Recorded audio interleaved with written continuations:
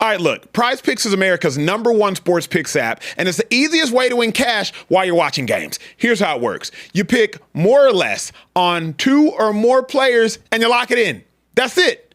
No spreadsheets, no nonsense. If player picks aren't your thing, you can also pick teams now. Winner, spread, total, all in the same app. Team picks are live in 30 states, including California, Texas, my home state, and Florida. Most importantly, new users use code Speakeasy. $5 gets you $50 in lineups for free. PrizePicks. It's good to be right. Hey. Ladies and gentlemen, welcome into the Speakeasy, sophisticated sports talk with the best in the game. I'm the large, light-skinned human being standing behind the bar, nicknamed Carebear, Kieran, Hickey, Simple. And I am joined here today with two gentlemen who played in the National Football League. One of them very, very good. The other one, you probably didn't see him too much on your television like set. That, bro. Emmanuel Acho is one of those ones that you didn't see very much of, but you know, a college All-American. How are you, Acho? Here is the thing. I made my print in the NFL.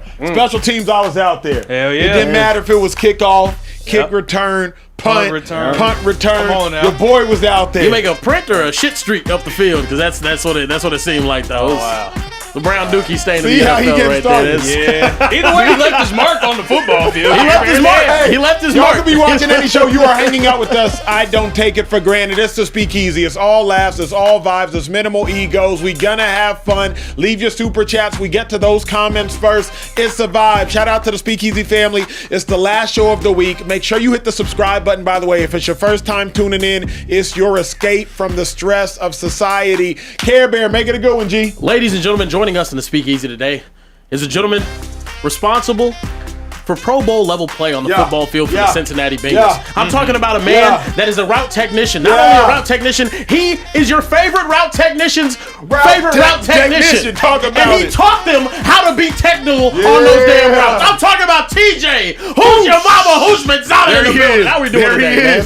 I low key like that. That's a good one, man. Your favorite route technician's route technician. You know, That's no lies being told, but yeah, good to be here. No lies being told, but good to be here. Yeah, it's probably gonna be some lies now. Go ahead. Yeah, Come on, let's hear it. Also joining us here in the Speakeasy, the Curly's Jared yet again. He's wolfing the sides. Yeah, the man is newly married this year. Congratulations to him. He is a father. It happened last year. Last year he got married. Within the same year. Shut up, short guy. A proud father and one of the funniest guys I know. The man knows the social, and he's here to moderate that chat so you guys don't get too out of line. Social Trey in the building. How are we doing today? Listen, it feels good to be here. I'm a short guy, but Care Bear's a short cake. So, wow, let's ain't nothing short about this cake, brother. Yeah, that's true. Yeah. Hey, I got another DM from jail today. No. Shout out to our people watching. How many?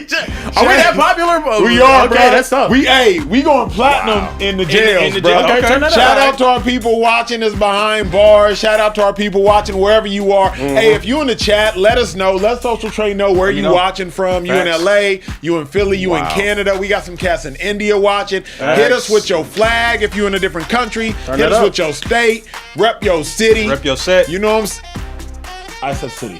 Oh, I said set. Because you said LA, you know they got sets. And It's the same thing. yeah. Same thing. Yeah. This isn't the gang affiliate show. No, but You want that? You I better try know. we can't shout out the incarcerated and then just ignore the gangs. I come from North Dallas, Come man. on, Don't man. You mind can't him. pick I and went to private choose. school. I went to private school. Yeah, it is showing. You acting like a cop.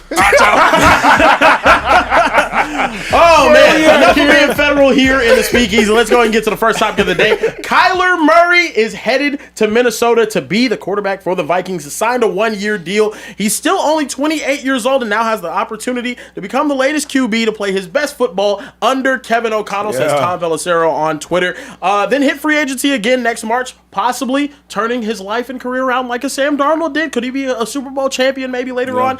There was a lot of reaction to this news. Nick Wright ended up putting out a video. I'll let you guys react to what he had to say here, Acho. People are trying to convince themselves that Kyler on the Vikings would be dangerous. No, it wouldn't. Would it be an upgrade over J.J. McCarthy? Sure. Would they be dangerous? No. Stop me when I say a quarterback Kyler's better than Mahomes, Stafford, Allen, Lamar, Burrow, Darnold, Caleb, May, Trevor, Goff, Love, Dak, Hurts, Baker, Herbert, Jaden. That's 16. CJ Stroud, Bo Nix, Brock Purdy. He's at best the 20th best quarterback in football. Pause. One, I would have stopped him about 4 or 5 times. Respectfully. Oh, wow. I would have Really? stopped him about 4 or 5 times. Yes. Kyler on the Vikings would be dangerous. Now, we don't know the level of consistency that Kyler Murray is going to provide, but Kyler on the Vikings with Kevin O'Connell would be dangerous. Justin Jefferson, Jordan Addison, Aaron Jones, Kyler Murray, TJ Hawkinson. That is dangerous. If Sam Darnold on the Vikings was dangerous, Kyler Murray on the Vikings was dangerous. So everybody relax. Kyler Murray, he has some low lows. He has some high highs. You want to know who else does? Trevor Lawrence. So I for sure would have stopped him there. He got some low lows. He got some high highs. You want to know who else does? CJ Stroud. I also would have stopped him there. Bo Nix don't even have that high of highs. So I also would have stopped him there. His highs aren't that high. He's a good player, second-year player. I don't even know what we've seen. So, I also would have stopped him there. But Kyler Murray on the Vikings is absolutely dangerous. Because danger to me, T, is at your most lethal, how lethal are you? Danger to me isn't how great are you all the time. That's consistency. Danger to me is I'm not finna rock with a snake. Because I don't have time, Trey, when I see a snake, if black is touching yellow, you're a dead fellow. But if red's touching, I don't have time for all that. All snakes are dangerous because some have the ability to kill you. Kyler does have the ability to kill you. He just doesn't always execute that ability. He has the ability to kill you. He just doesn't always have the mental maturation and the bandwidth to execute that ability. But dangerous, if the word is dangerous, T, the Vikings with Kyler Murray are beyond the shadow of a doubt dangerous. How consistent, I do not know. What their floor, I do not know. But their ceiling, Justin Jefferson, Jordan Addison, Kyler Murray, Aaron Jones, TJ Hawkinson, they're absolutely dangerous. They have the ability to be dangerous. Correct. I don't know. I'm kind of in between on what Nick Wright said and what you're saying. Because we don't know how Kyler Murray is going to adapt being under center. We don't know that. Kevin O'Connell plays a lot of snaps under center. Kyler Murray has played the majority of his career from the gun. Correct. So, and a lot of it too, the play action, you got to throw on time or you're going to be play action and rolling out the pocket. Now, is he the 20th best quarterback? He's better than a couple of the quarterbacks on the list, Absolutely. but not 5 or 6 of them. So I would say Kyler Murray may be the 17th best quarterback. But the Kyler Murray from the last couple years, I don't know. The Kyler Murray that played and took him to the playoffs when he got that contract extension. Yeah, absolutely. Now he's top 12. Yeah. But we haven't seen that Kyler Murray. And so you just don't. I'm going to assume we're going to get an extremely motivated Correct. Kyler Murray. We're going to get a Kyler Murray that's really going to lock in because he knows if you are a good quarterback and you go play for Kevin O'Connell and you don't play like you're a good quarterback, this may be the beginning of the end. Check. And so they have the ability to be dangerous. I just want to see how this looks. Kyler Murray is going to be coached probably harder than he's ever been coached. Facts. Kyler Murray is going to be As motivated as he's ever been. 100%. Correct. Just the press conference of him saying I'm growing up and being a Vikings fan and I can't believe this. You seen the no tag clause. You don't even need that because Kyler Murray and his people would be out of their damn mind if he has a good season and he's not doing whatever he can to stay there. Yeah. And so that's unnecessary. You play well, you should want to stay there. Yeah. But they have the potential and the ability to be dangerous. I just need to see how this is going to look. I know we're going to get a motivated Kyler Murray. I got to see how he's going to play under center on a consistent basis. Yeah. And people act like, oh, he's a quarterback. That's a huge thing. Yeah, I agree with Nick Wright, but I also disagree with Nick Wright. On his ranking, like you mentioned, Acho, there's quarterbacks that have their high highs and their low lows. None of these dudes had a low as getting benched for Jacoby Brissett. CJ Stroud in the playoffs. CJ Stroud, that's a low. That's a low. But also, you had to play decent enough to be able to get to the playoffs, which we have not seen Kyler Murray do in a couple of years. And I know that division's very, very tough. But I will say, I'll disagree with Nick Wright on the fact that what would we have said about Sam Darnold coming into there? Thank you. We wouldn't have said he was a top 30 quarterback in the NFL. Thank you. You wouldn't Thank have. you. And then he was able to have a really solid season. Kyler Murray's highs have been way higher. That's a coming great into, come on point, now. my dog. Come on now. Thank you. It's twofold. I do think he could have been back. He could have played a whole lot better in these last couple of years with Arizona, but we've seen him play on a higher level than we even did Sam Darnold coming into that season. So Kevin O'Connell's an offensive genius in my mind. I think he's a guy that can get the most out of those quarterbacks. Moving on from J.J. McCarthy is the interesting thing now, just because, like you said, him playing under center, it's going to be a new challenge for Kyler. But this is a new setup, new scenery, all of it. Kevin O'Connell is intelligent enough to adjust to the offense to some degree. Quarterback's most important player on the field. So if your quarterback can't play under center, I'm going to adjust my offense. Because here's what we know, bro. Kyler Murray is such a talent. If I can get this talent out of this dude, Kyler Murray has top 7 or 8 quarterback potential. So I'm not going to force Kyler Murray to play under center unless I have to. But if you're a great coach, to me, the best coaches get the most out of their players. The best coaches do not say, hey, player, you're going to do whatever I want you to do. It's, hey, you know what? I'm going to put you in a position to do best. So to me, Kevin O'Connell's intelligent enough to say, hey, Kyler, I'm going to have you in the gun. Because I have JJ, I have Jordan Addison, I'm going to have you in the gun. I'm intelligent enough to alter my offense given an entire offseason. Here's what I love. They got Kyler Murray on March 12th. Not on August 12th, on March 12th. O'Connell got a lot of time. We haven't even started to install, Kieran. Ain't nobody been drafted yet. We haven't started OTAs. We haven't started minicamp. We haven't started a mandatory minicamp. We haven't started training camp. Kevin O'Connell has a ton of time to alter this offense and say, hey, Kyler, what do you do best? If I'm O'Connell, I'm looking at Kyler Murray's 11-5 season when the Cardinals went to the playoffs. I'm looking at that season. I'm looking at what Kyler's done best. Kyler has 120 touchdowns in his NFL career, 60 interceptions.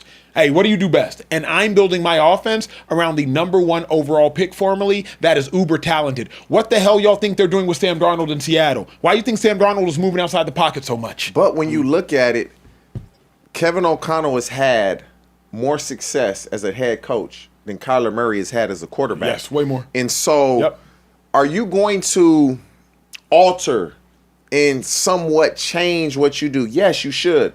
But to just revamp everything? No. That play action from under center is a big part of his offense. And Kyler Murray can do that. Can he do it enough on a consistent basis to where we can keep it? Because you can't. The play action from the gun is completely different when you're turning your back to the defense and the backers are coming downhill. Now you get the middle of the field open on them over routes because they love to run over routes with jets. That's a staple of their offense is running them over routes. And it's easier, and you're going to get the underneath coverage to bite up when you're under center as opposed to when you're in the gun. Facts. But here's what I would probably think now is do a little bit of both. Yes. Let's keep Kyler in the gun. Let's run about 15 to 20 plays from under center. Let's establish the run from under center. Let's establish the play action pass off of that. Let's run about 15 to 20 plays from the from under center. Let's run about 45 to 55 from the gun. You know what I mean? We running about 65, 70 They're going to plays have OTAs start next month. They're going to have a pretty good understanding by the end of OTAs what he does well and what he struggles with. Yeah. And that's a good part of what you're saying. This is not August. You're going to go through OTAs. You're going to go through mini camp. So when they get to training camp, they really going to have an idea of this is going to be the meat and potatoes of our offense. And here's the most important thing I'll say in regards to Kyler. This is the first time Kyler Murray has been legitimately coached intentionally. In college, Lincoln Riley, hey, Kyler, you're an all-world talent. We're going to play you from the gun. That's what I do. That's what you do, bet. In the NFL, Cliff Kingsbury, we are hiring you for Kyler Murray. All you do is spread. Cliff Kingsbury from under Mike Leach's tree, that's all you really do, spread you out. Then by the time they get Jonathan Gannon and they get that new offensive coordinator, Kyler already does what he does. This is the first time that Kyler Murray will be intentionally and legitimately coached difficultly. So I think Kyler Murray is going to have to figure out how to be malleable, and I think he will. He ain't got no choice. Yeah. I mean, you mentioned Kevin O'Connell and what they're going to do with that offense going into next season with the quarterback situation. He said today, I don't believe we have to name a starting quarterback currently. I mean, obviously it's March. OTAs haven't even started and whatnot. One, do you guys think this is going to be a competition for the quarterback job? And then also, who do you have more confidence in, Kyler or JJ moving forward? Oh, it's for sure going to be a quarterback competition. When you draft a guy in the top 10, you draft him with the hopes that he's your quarterback of the future. When you bring in Kyler Murray, that's an indictment on I'm uncertain if he's our quarterback of the future. Talking about J.J. McCarthy. If Kyler Murray is any of what he was, he should win this competition. Yeah. Because his lows are J.J. McCarthy's highs to a certain degree. And so, but J.J. McCarthy's only started 10 games. And it's real, a guy like Kevin O'Connell, it's not like they've given up on J.J. McCarthy. But it's like, I just don't know. This move is, I don't know. Because they don't do this with quarterbacks. They normally don't do this. And when they make this type of move, because they're uncertain with what they have in J.J. McCarthy. And at this point, it's you going to get it together or you're going to be a backup. Yeah. And so you got to have more confidence in Kyler Murray because he's had success in the National Football League on a consistent basis. J.J. McCarthy has yet to prove that he can do that. Now, coming from the GM's position, Acho, do you think Kevin O'Connell's allowed to have Kyler Murray not go out there and play and put J.J. McCarthy out there and say he plays horribly? Like, again, I just think that's... Kyler's the one. There's no competition. Oh, wow. Kyler's the one. There's no competition. J.J. hasn't earned the right to compete with Kyler Murray.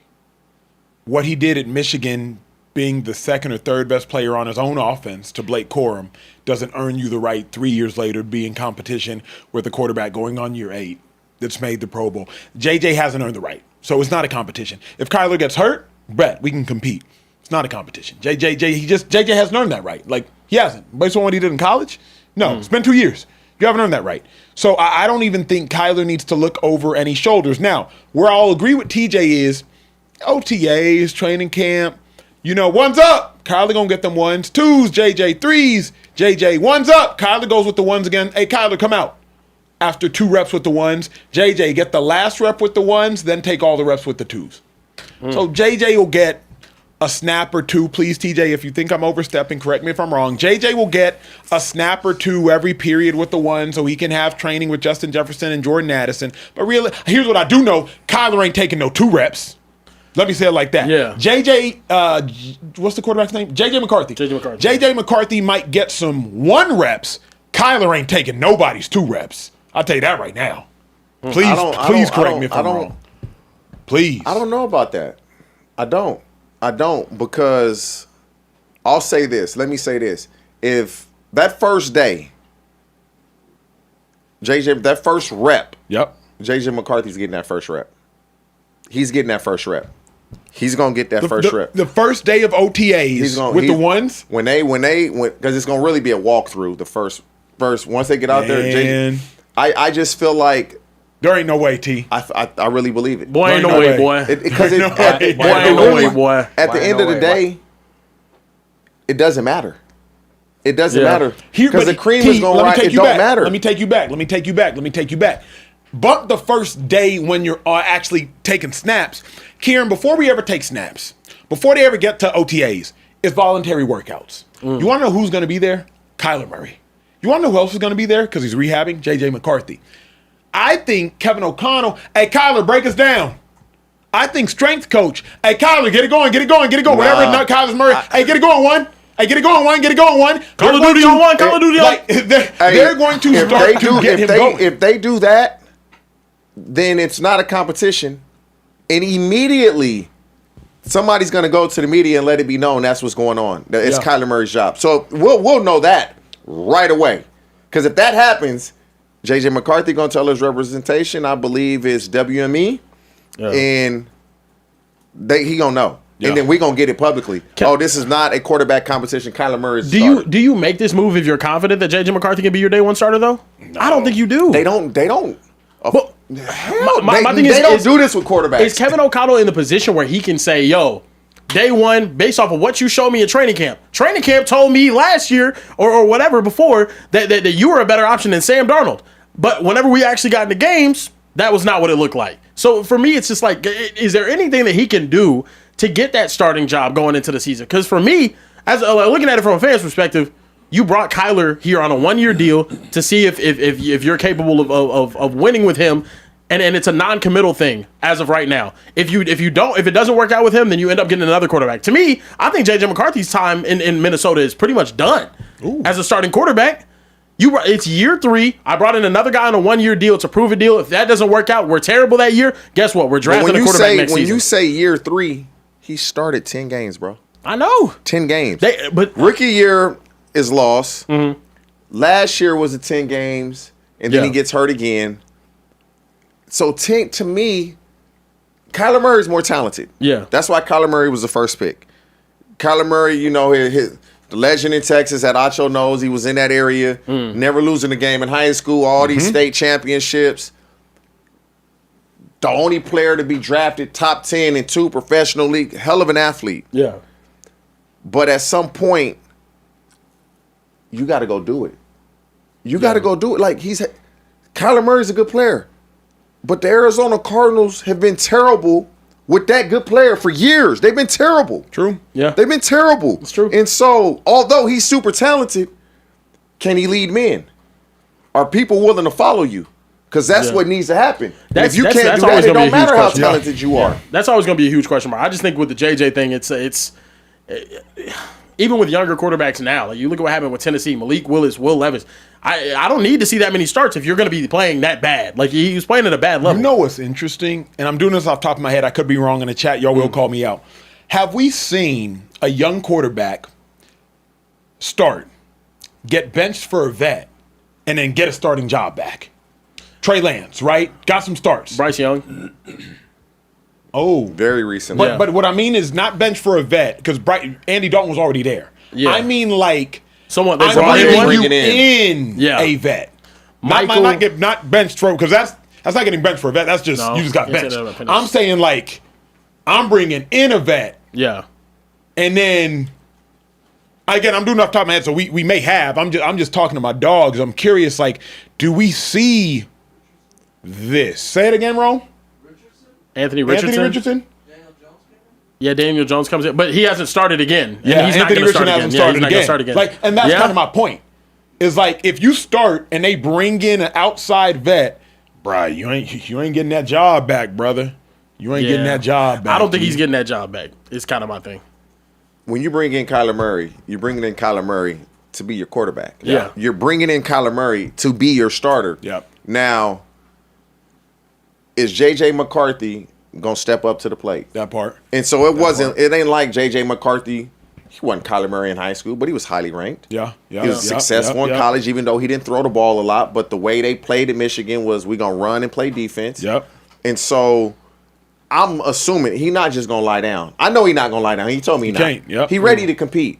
But you're competing with, on paper, one of the better athletes that we've had. Talk about it. And so it's not about Kyler Murray's athletic ability.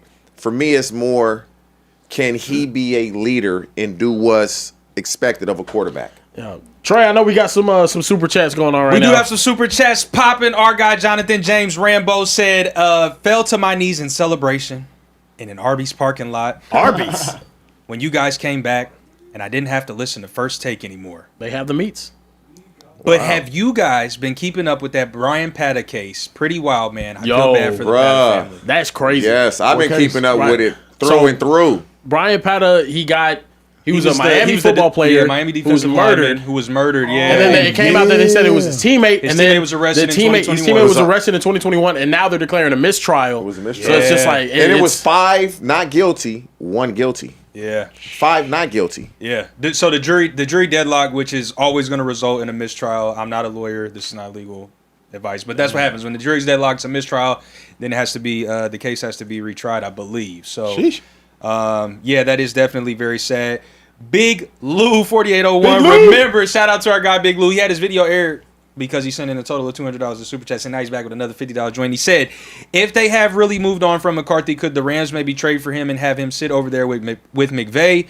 What do you guys think is the best situation for him to go to? Best sports show out right now. I appreciate the wisdom you all share here. True, McVay's a phenomenon. If you want a guy that you think could be a quality backup for the last couple of years of Matthew Stafford and then learn, I think that's a great opportunity for JJ to kind of get his career back on track. Yeah. I just don't think I think it's too much for JJ right now to be asked to be a starter in a system that's like that. But also, Kevin O'Connell's a brilliant offensive mind. The fact that he struggled as much as he has, whenever we watch Sam Darnold win 14 games in that offense, that's the concerning part to me. Is I just don't know if you have it. When you with one of these quote unquote quarterback whisperers, gurus. If you can't get it done with them, you think you're gonna get it done with another one? Yeah. That's the problem. He needs to show some promise already. Yeah.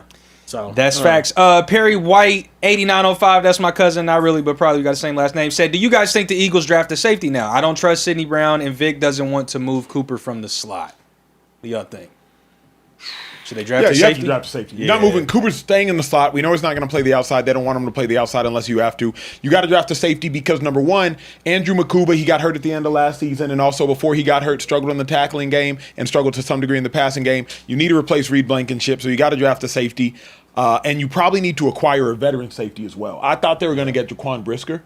I think He just signed with Pittsburgh, I didn't think he? he signed with the today. Steelers, yeah. I actually thought they were going to get a veteran safety. Eagles absolutely have to draft a safety. Listen, we got another one from Thomas Kerr said, fellas, can you please tell me if you think the Bengals are going in the right direction with their new free agent picks like Allen and That's Cook? T. PJ, what you think? It's a start. Okay. We need help on the defensive line, obviously. I'm really giving up whatever for Max Crosby. I really am, but it looks like that may not happen. That window closed, yeah. Our defense, we just got to get some production out the first round picks that we picked on the edge. Miles Murphy and Shamar. One or both of y'all got to drop your nuts and let's go. Yeah. Straight up. Y'all were both first round picks. One or the both of y'all got to get it going. Straight up. yeah. I got two more to get through real quick. Sub-Zero X5X said, if Justin Herbert is if man, then Kyler is could be man. He could be better if he didn't care about FaZe more than he cares about football. He could be great if he didn't need tape watching in his contract. So I won't argue that. yeah, like no that. arguments I there. like that. Last one I got is from our guy DJ Jackson 24 said JJ McCarthy did beat Bottom Bunk Bears Cowgirls at the end of the day. Bottom Plus, bunk don't there. forget the measuring tape, fellas. I'm ready. I you bring stretched. Oh, you got it? I stretched. Yeah, I saw it. Got my stretch on early this morning. Uh-oh. Come on now. Take the ride. just Let's to do it, prove- T. Let's do it. Let's do it. Hey. So, for context, From the bottom. Social right, Trade let's go, says let's go, that he let's is go. taller than Hold up. 5'11". Now take off them With shoes. on. No, I said with Nah, shoes on. You said the 6 feet. He got some platforms Y'all on. gotta Look go at this him. way. Look at the platforms on them things. I ain't got. They not even a thick sole, really. Not even a thick soul. All right, come on. Scoot back, T. Scoot back. Let the cameras catch y'all. Uh-oh, come on now. There it is. We gonna see. Go ahead. We gonna see. I'm too tall, so I can't stand up straight. I'm losing the frame. Now, come on, Acho ain't that. Come on. I'm He don't look ducking. that much taller than me. Where we at, TJ? Yeah, let me get my head straight. Come on, T. Don't lie. This is important. With the shoes on, it's This crazy. is important. This is major to Speakeasy right look. now. What did he say? Come look. What did he say? Oh no, I'm nervous now. What did he say? What did he say? What does it say? What does he say? I'm gonna give you. He's 70.5 inches. Hold up, So I'm gonna let y'all. I'm gonna let y'all. Hold on, yeah. So 5'10" and a half? Let me get a remeasure. 70. 5'10" and a half with Let me shoes? get a remeasure. Hold Brother, on, you're yeah. 5'9", brother. 5'10" and a half. A little bit more than 5'10" and a half. 5'10" and a half. So you round up to 5'11". I give you that. Yeah. Bring your I give you round that. I up. said 5'11", Round But up you're to wearing shoes. but I said 6 feet Five. with shoes on. So Without shoes, you're really 5'11". Bro. no, I'm 5'10". I don't have an 1.5 inch platform. This ain't the 80s, Acho. I don't got on platform shoes. I'm 5'10". He was on his tippy toes. Y'all couldn't see it on screen. Nah, man. hell no, 5'10". He really Give me my 5'9". Give me It's my all good. 5'10", man. 5'9". It's all I good. couldn't believe he really brought the measurement. Listen, I'm.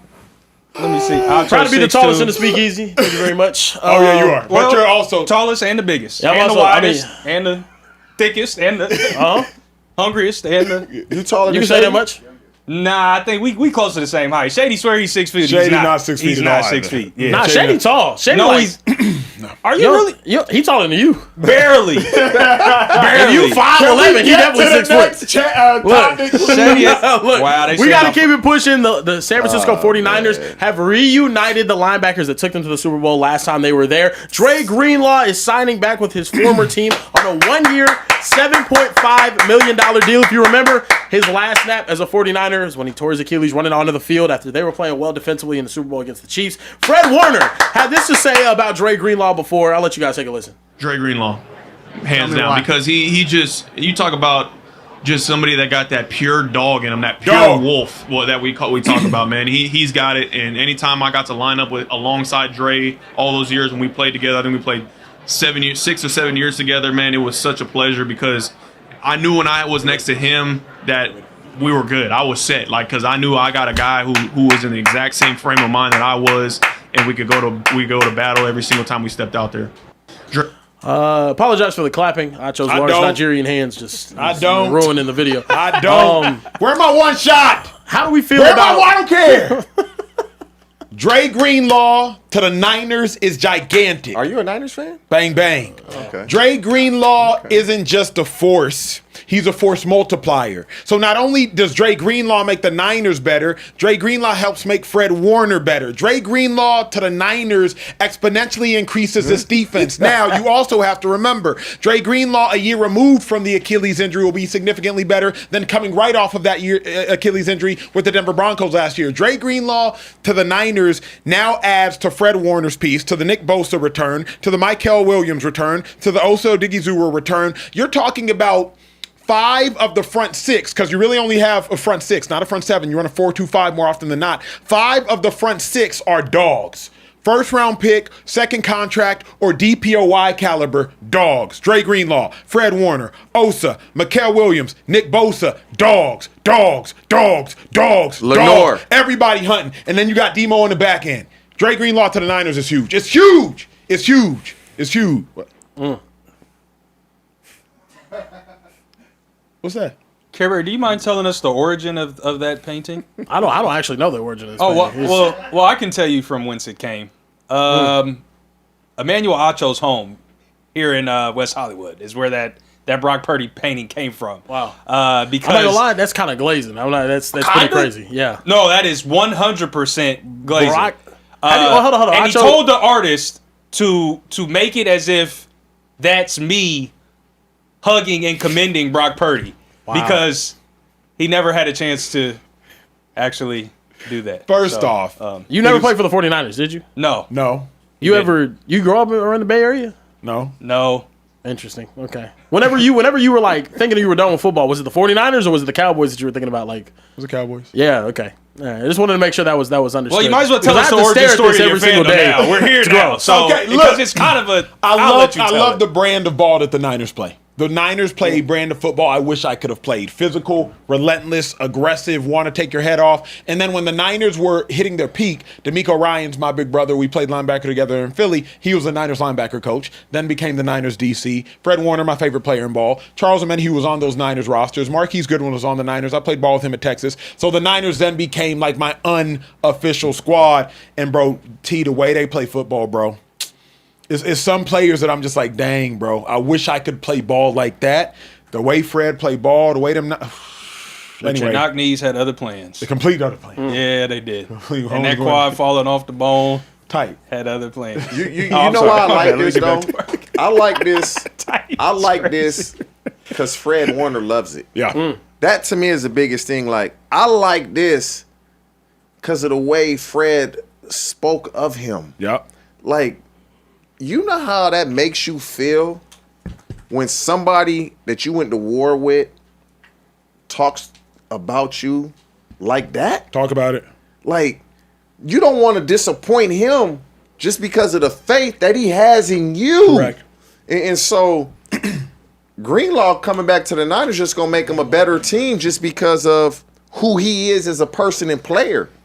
That energy that he brings. I've never seen anybody talk about a teammate like this. And so just off of that alone, it's going to make the Niners a better team and a better defense. Yep. 100%. And then you'll also have to remember, like, Dre Greenlaw's tape in Denver was not great. I'll be honest. Like, it wasn't great. I love Dre Greenlaw, so I watched Dre Greenlaw religiously. His tape in Denver was not great, but he's coming off of an Achilles injury. I want y'all to remember, Dre Greenlaw's in the Super Bowl. Having one of the best Super Bowls you'll see between him and Fred. And then as they're about to run onto the field, this happens. Rome, can we take it? Dre Greenlaw, number 57. Like, he's just running onto the field. Look at Fred's reaction if this video shows it. This just shows you, like, look at Fred's reaction. Pause it, Ken, if you can. He's distraught, bro. Fred is distraught. Hand on the helmet right hands, there. Hands on helmet right there. Fred is distraught. Fred is like, oh, no. Like, they already knew what type of time it was. So, like, Fred is the better linebacker, but Dre is he's the enforcer. And now, all of a sudden, I was saying yesterday, the Raiders have the best off-ball linebacking core in football. With Dre Greenlaw back there, the Niners have the best off-ball linebacking core. Without Salah, you think it would be similar with Raheem Morris calling the defense? Great freaking question. Great question. I love you, my dog. Fred and Dre are vets. They know how to run a defense. Salah, Morris, D'Amico, they're veteran enough to say, hey, coach, hey, we like this way, we like it that way. They also have been a part of a terrible defense because after they lost D'Amico Ryans and they had Wilkes. No, Wilkes was still good. They fired Wilkes and they had that one white dude who was there for a year, Sorensen. Niners defense was like 21st in ball. So now the Niners have been a part of great defenses more often than not, but they've been a part of terrible defenses. I think Dre and Fred and Bosa, they not going back. So, like, hey, we know what we like. We know what works. We know what's going to work. They not playing those games no more, bro. They not playing those games no more. Look, that defense loaded now. It's nice. It is. It's nice to get the band back together. It's nice to have these older players that are really solid and they played well once before back together. When the 49ers step on that football field, you know what I see? Ron, go ahead and take this right here. That's what I see. Unc still got it, man. You guys ever heard of an unction? TJ, you remember the event that I saw you at during Super Bowl week? The get together? That was an unction. You want to know how I knew it was an unction? I walked in. Girl, you're looking sweet tonight. Hey. Yeah. I really love. Yeah, you know what I mean. That's what it felt like. The unction. It was an unction. Now look, let me tell you why it's an unction over there in San Francisco. It's amazing, brother. Oh, Trent Williams, 37 years old. Kyle Juszczyk, 34. Mike Evans, 32. George Kittle, 32. Christian McCaffrey, your starting running back, 29 years old, brother. Now you added Dre Greenlaw. Hey, real quick though. Off an Achilles injury. Hey. Brother, I'm so happy for you. If it works out, awesome. But this looks like the Los Angeles Lakers when they tried to get Carebear. an old Russell Westbrook. The Gary Payton Karl Malone one, too. You can say that one, too. But Trent Williams at 37 Still amazing. Still the best left tackle in football. Yeah. And to He's be still fair, the best. Forget he ain't one of. Yeah. He's the best. Forget just Trent Williams, though. A lot of these guys are still capable of playing at a very high level. We saw it in spurts this year out of George Kittle. Christian McCaffrey, still one of the best running backs. At some point, though, Trent Williams is the best. The one. Yeah. Let's be real. Like, realistically speaking, none of their games have fallen off. Some of their games are still to be decided. Kittle coming back from the injury, to be decided. Bosa coming back from the injury, to be decided. Yeah. Fred just broke his leg. My brother broke his leg. I've seen broken. That's not a big deal. So I'm not convinced yet that any of their games have fallen off. Christian McCaffrey, he missed all of 2 seasons ago, essentially comes back this past year and has the best season of his career. So until I see one of their games, Kieran, decline, I'm not going to be out on them. Juszczyk's game, it ain't declined. So all of the Niners' old players, now Trent Williams declined from the heavens to still the sky. But like this is what people need to understand. Though you start getting 30 and your game starts to decline. Man, that was some 1980-90 shit. Because the offseason, guys wasn't really training the way they train now. Training camp, you going 2-a-days and you hitting it damn near every day, every practice, almost every period. Guys are training year-round. Guys are putting a lot of money into the people that are paid to keep them healthy. Yeah. It's a different day and age, and so this archaic way of thinking like this is 1987 or 1998. No, this is today's athlete are more prepared than yesterday's athlete, so they can play. 35 should be okay. They look like they may be getting not 31, 32, 33. No, at least not for me. Yeah, look, I agree with you in that standpoint. The problem is the 49ers, for whatever reason, I don't know if it's a strength and conditioning program, whatever happens during the season, they have horrible injury history. And now you're older with that horrible injury history. Whenever they're all on the field, they look amazing. They look incredible. They look like one of the best teams in the NFC, one of the best coached teams that you can see out there. They make Super Bowls whenever they stay healthy throughout an entire season. But sometimes one of those dudes goes down. It's like, things are looking kind of rough out there. 2 of those dudes look down. Things are looking kind of rough out there. 3 or 4, and then you get what you get last year. Now you're putting the unction together, and it's looking like a, you make me happy. This you can, you know what I mean? It's looking very unction out there. It's looking very unction out there. And look, A lot of electric slides it's going a on. in lot that of locker electric room. slides, brother. Yeah. It's a lot of electric slides. It's a lot of complaining about what the ribs taste like. It's who made this? Who made the look mac and at the cheese? mac and But cheese? now, You know what I mean? here's- It's tough. You're not wrong. And last thing I'll say on it is this. There's a fine line between the perfect combination of youth and wisdom and just being gold. Because think about it. The Niners have a very young quarterback. Ricky Pearsall is a very young wide receiver. I believe they have a couple very young. I have a very young defensive lineman in Michael Williams. Osa Dugazu is still very young. I think 26 years old. They have a couple young offensive Lenore's linemen. young. Lenore's young. The whole secondary's young. You know what I mean? All the starting secondary. My Nigerian brother that played in the Big Ten. He be Mustafa. Yeah. Wherever he played, they're young, and then you got old cats. So the Niners could be that perfect combination, or Kieran could be exactly right. Like I'm not going to sit there and argue. I with think you. if they're You healthy, could be they're a Super exactly Bowl right. contender. Yeah. The problem is I have not seen them healthy. Yeah. Think about it. The past 4 seasons for the San Francisco 49ers, when they're healthy, they're where? Or sorry, 5 And seasons. they getting like impact players are Yes. hurt. Like It's always Nick Hey, Bosa or may- George Kittle or Christian McCaffrey. Maybe that practice It's facility, always man. that. It might be. It might be the electric calls, man. Look into it. What Look up with into these it. super chats, young Trey? Listen, we definitely got some more super chats to get to. So Eric Worrells 579 said, "What's up, family? Safe to say, with my favorite team, the Rams signing, Seahawks defending champs, boo, and Niners roster, NFC West best division in football. Yeah. Not even close. It's a good division. Unbelievable division. Really good. It's an unbelievable. You division. think- You think there's other, TJ? It's by AFC far North, and you away. might still be talking about. Hell no. Hold up. The AFC North, the NFC North. Yeah. The Vikings fall on Yeah. offense. Oh, okay. What about the Lions, Minnesota, and Green Bay? Still not as strong as No, they no, were. no. The NFC West has put 3 teams in the playoffs this year. Then last year, the Seahawks were the team that missed with 10 wins. They had 3 of the final 4 on the I mean, NFC side of the this bracket. year- Then they had the NFC Championship game. This year, Yeah. NFC West was, but the last handful of years, it's the AFC North, NFC North, at least for me. Yeah. Is it? Yes. Well, the last so the Because Steelers it was and just- Bengals it was haven't been that good It the was past just the couple years. Rams. It was just the Rams and the Niners. Yeah. It was just those teams. And now you when add you the talk Seahawks to NFC it. West, it was just Yeah. those Yeah, yeah, teams. yeah. Yeah. At least the NFC North with Minnesota,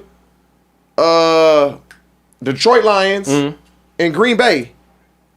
Those 3 teams. Is it fair to say, the reason I got to disagree with T is if you look at Super Bowl and Super Bowl attendees, last 5 years, the Rams have themselves one, and the Seahawks just won yeah. one. Yeah. And then the Niners The have been Niners to have 2. been there, yeah.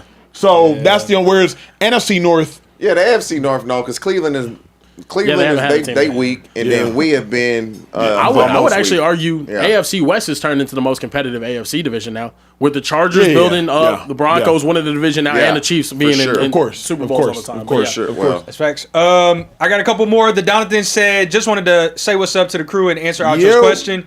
Jameis Winston is the only starting quarterback to lose his job because of performance and start again in 2018 when he was benched for Ryan Fitzpatrick. Pool.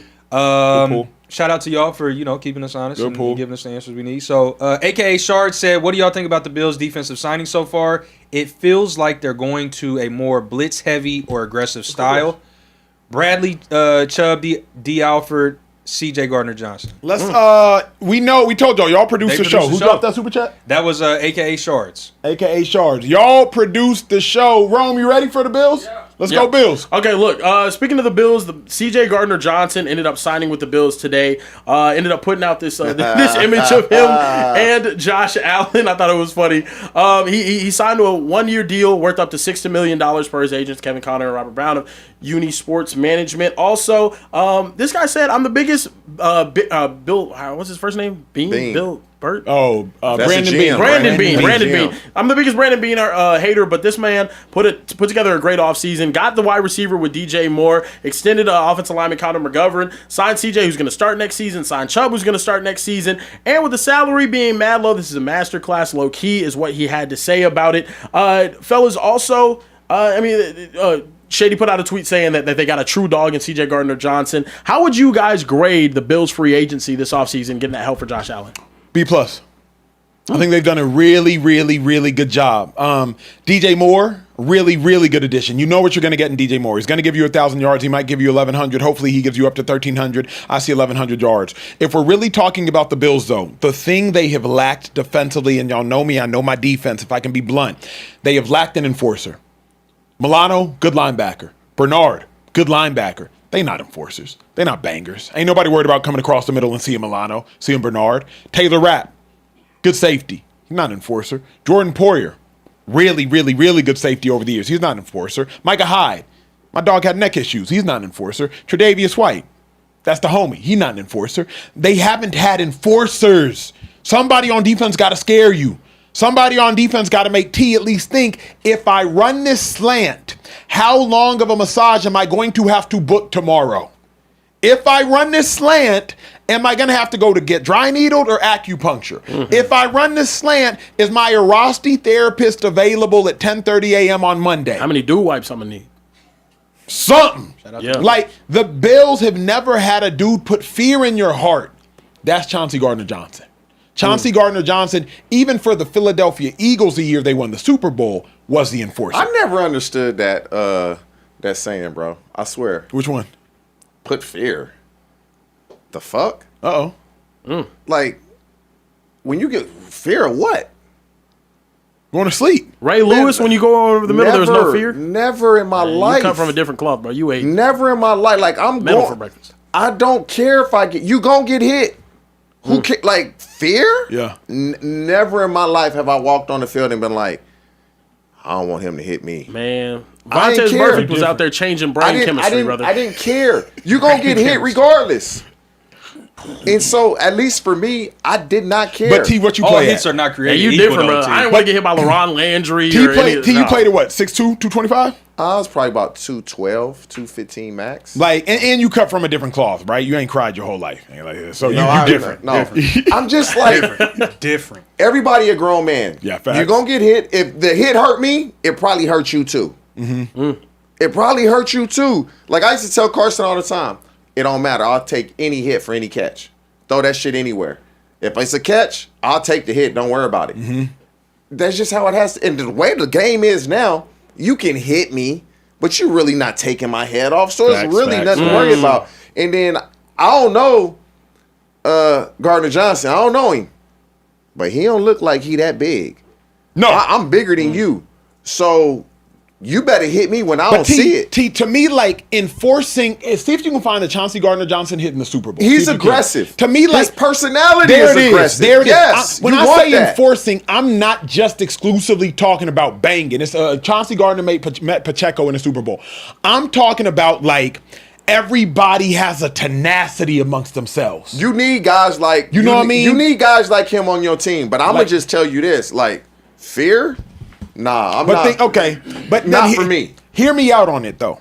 When you think about the Buffalo Bills, who have the most light-skinned defense in the history of the NFL, they are the all light-skinned team. Wow, I mean, since Micah Hyde, they've been light skinned. Bruh, Real like talk. the As a truly- light skin, I don't want no light skins on my Bro, defense. I bro. look at the Fair. I look at the Bills. They are the all light skinned team. When I think about the Bills, I'm like, they just need somebody who will smack you. Run this clip, man. Stop playing, Rome. Run this clip.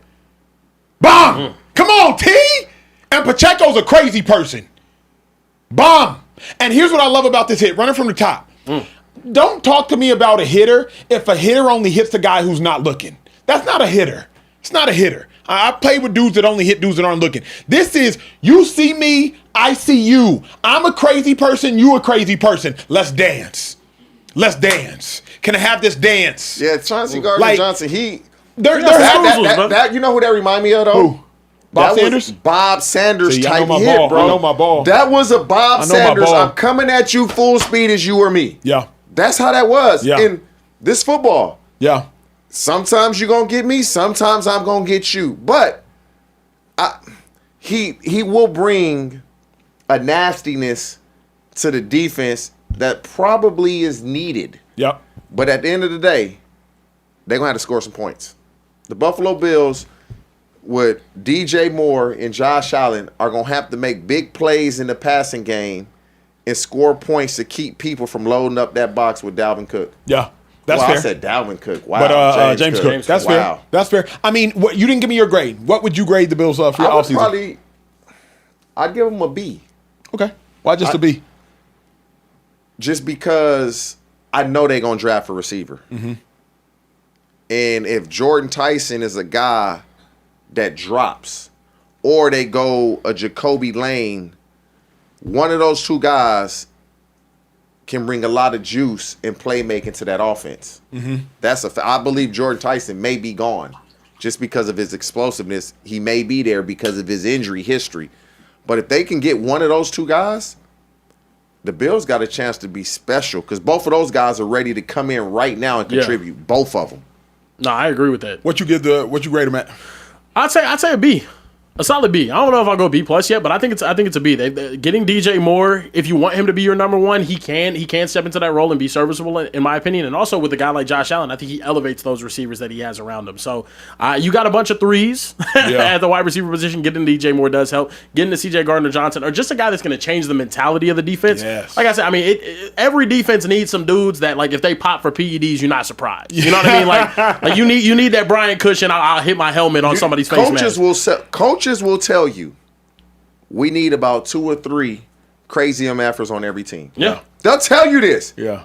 In practice, privately, they'll never say it publicly. Yeah. You need 2 or 3 crazy MFers on your team. Yeah. You can't have a team full of choir boys. Bruh. You cannot. True story. You can't. Yeah, no light skins. I was talking to You can have some light. I don't like that light skin shit, bro. Nah. Like they always just. You can have a light skin. Just not a team They're full gonna of tell light me skin. and Trey. Oh, you got that good hair. You soft. All right. You know how many yeah. times I Yeah, heard that in my whole life? Yeah, facts. They still say it in the chat. Bruh. But crazy. But there is the light skin stereotype is, and it is light skin white mom or black mom.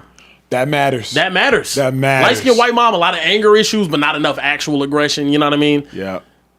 Black mom, I mean, I just think create a more well-rounded, balanced, controlled aggression type individual. And I'm white mom, but I'm not built like that. I'm not running through somebody's face. This is weigh in. Light skin. I'm black dad, white mom. Yeah, soft. My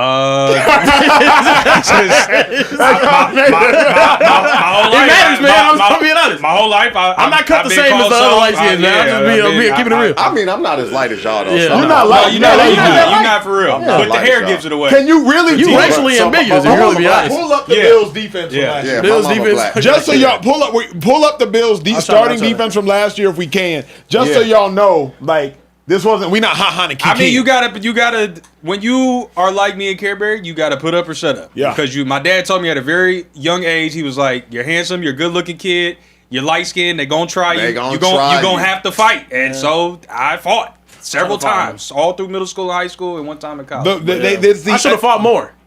It is the all You're big, light that's scary. skinned Yeah, team. That's people just You had that intimidation factor. Wait. You been Yeah, this height. I mean, boy. Bradley Ed Chubb light Oliver. skin. No, he just got there. He just Yeah, I got know, but there. he's Ed light-skinned Oliver, now. Russo. Yeah. Yeah, that's 2 Yeah, right there. Two. You're talking Come on about now. the defense and Tre'Davious White. But you know what? I don't Yeah, like them this three, huh? conversation. I'm not a fan What?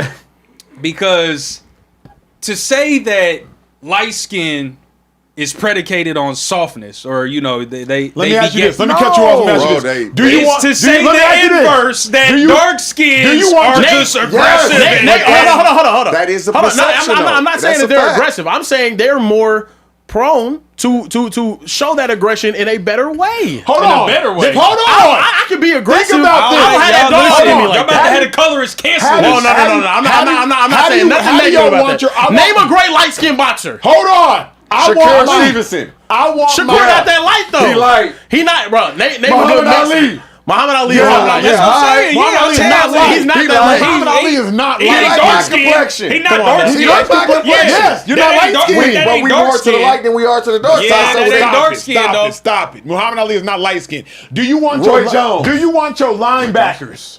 Roy Jones is not that light light-skinned? though. Oh my God. Paul, hold on. Answer this question. Do you want your middle linebackers light skinned? I want my linebackers to be great Hey, linebackers. what Fred Warner? Fred Warner's your complexion. Fred Warner is light skinned. He's not light Yes, skinned. he is. Very much light Yeah, skinned. that's a good- Pull up Terrell Bernard. No, Fred Warner light Pull up skin. Terrell Bernard. Thank you. Dog. Thank Terrell now, Bernard, bro, yeah. take this. Nah. Terrell Bernard is. Thank you. Now pull up Matt Milano. No, he is extremely Matt Milano, white. isn't he white? That's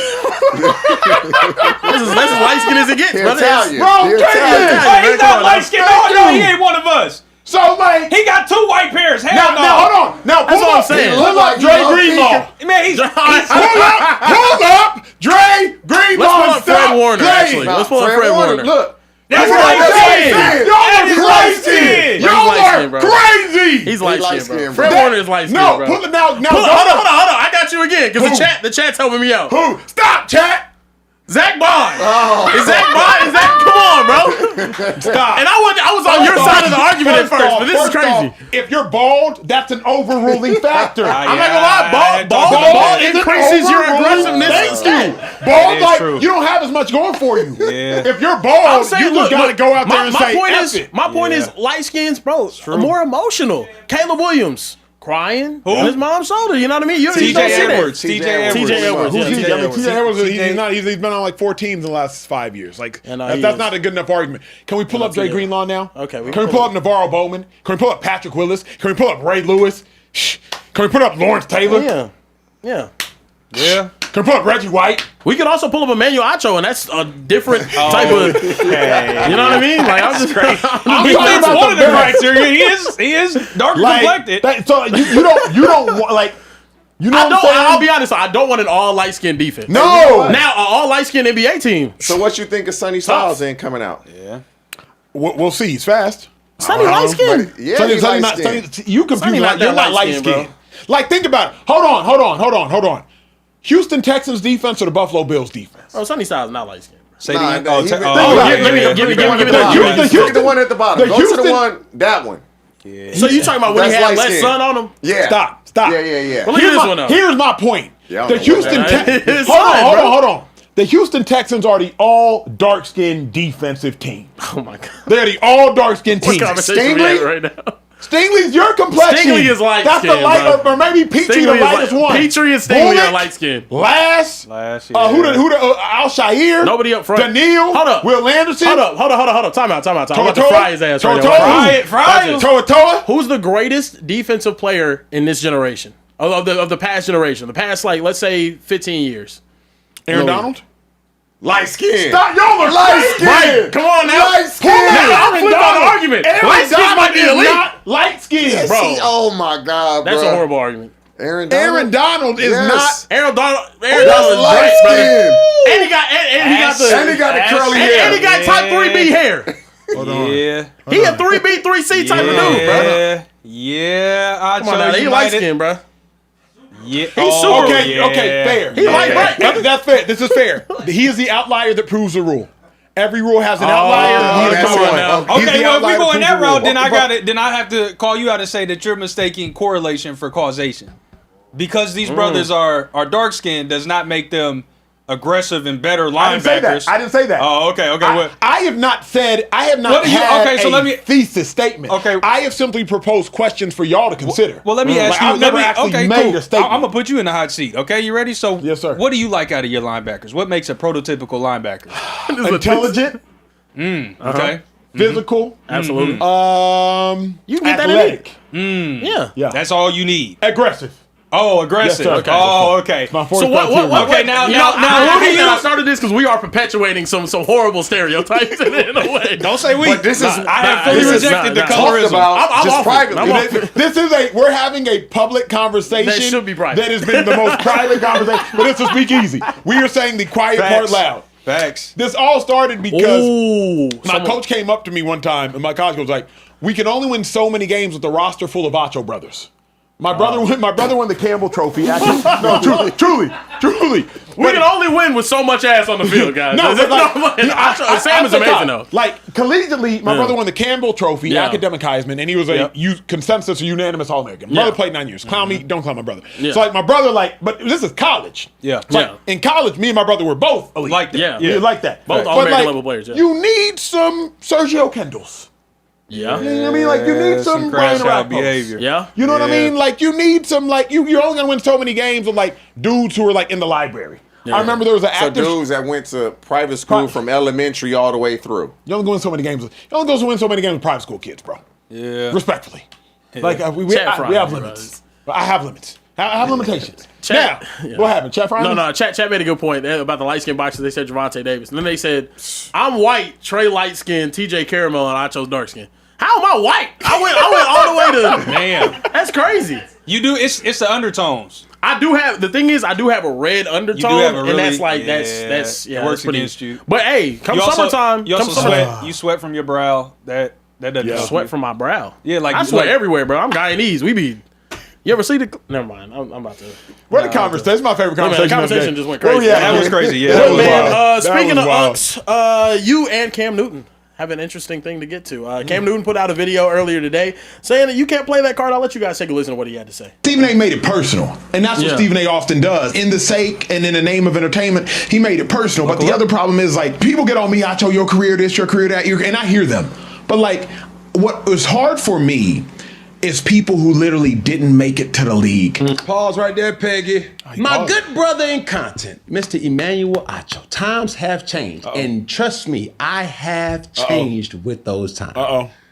Now, given that we have these illustrious platforms to talk our opinions, be it that it may, you can't just listen to only the people who've played this said game. You're right.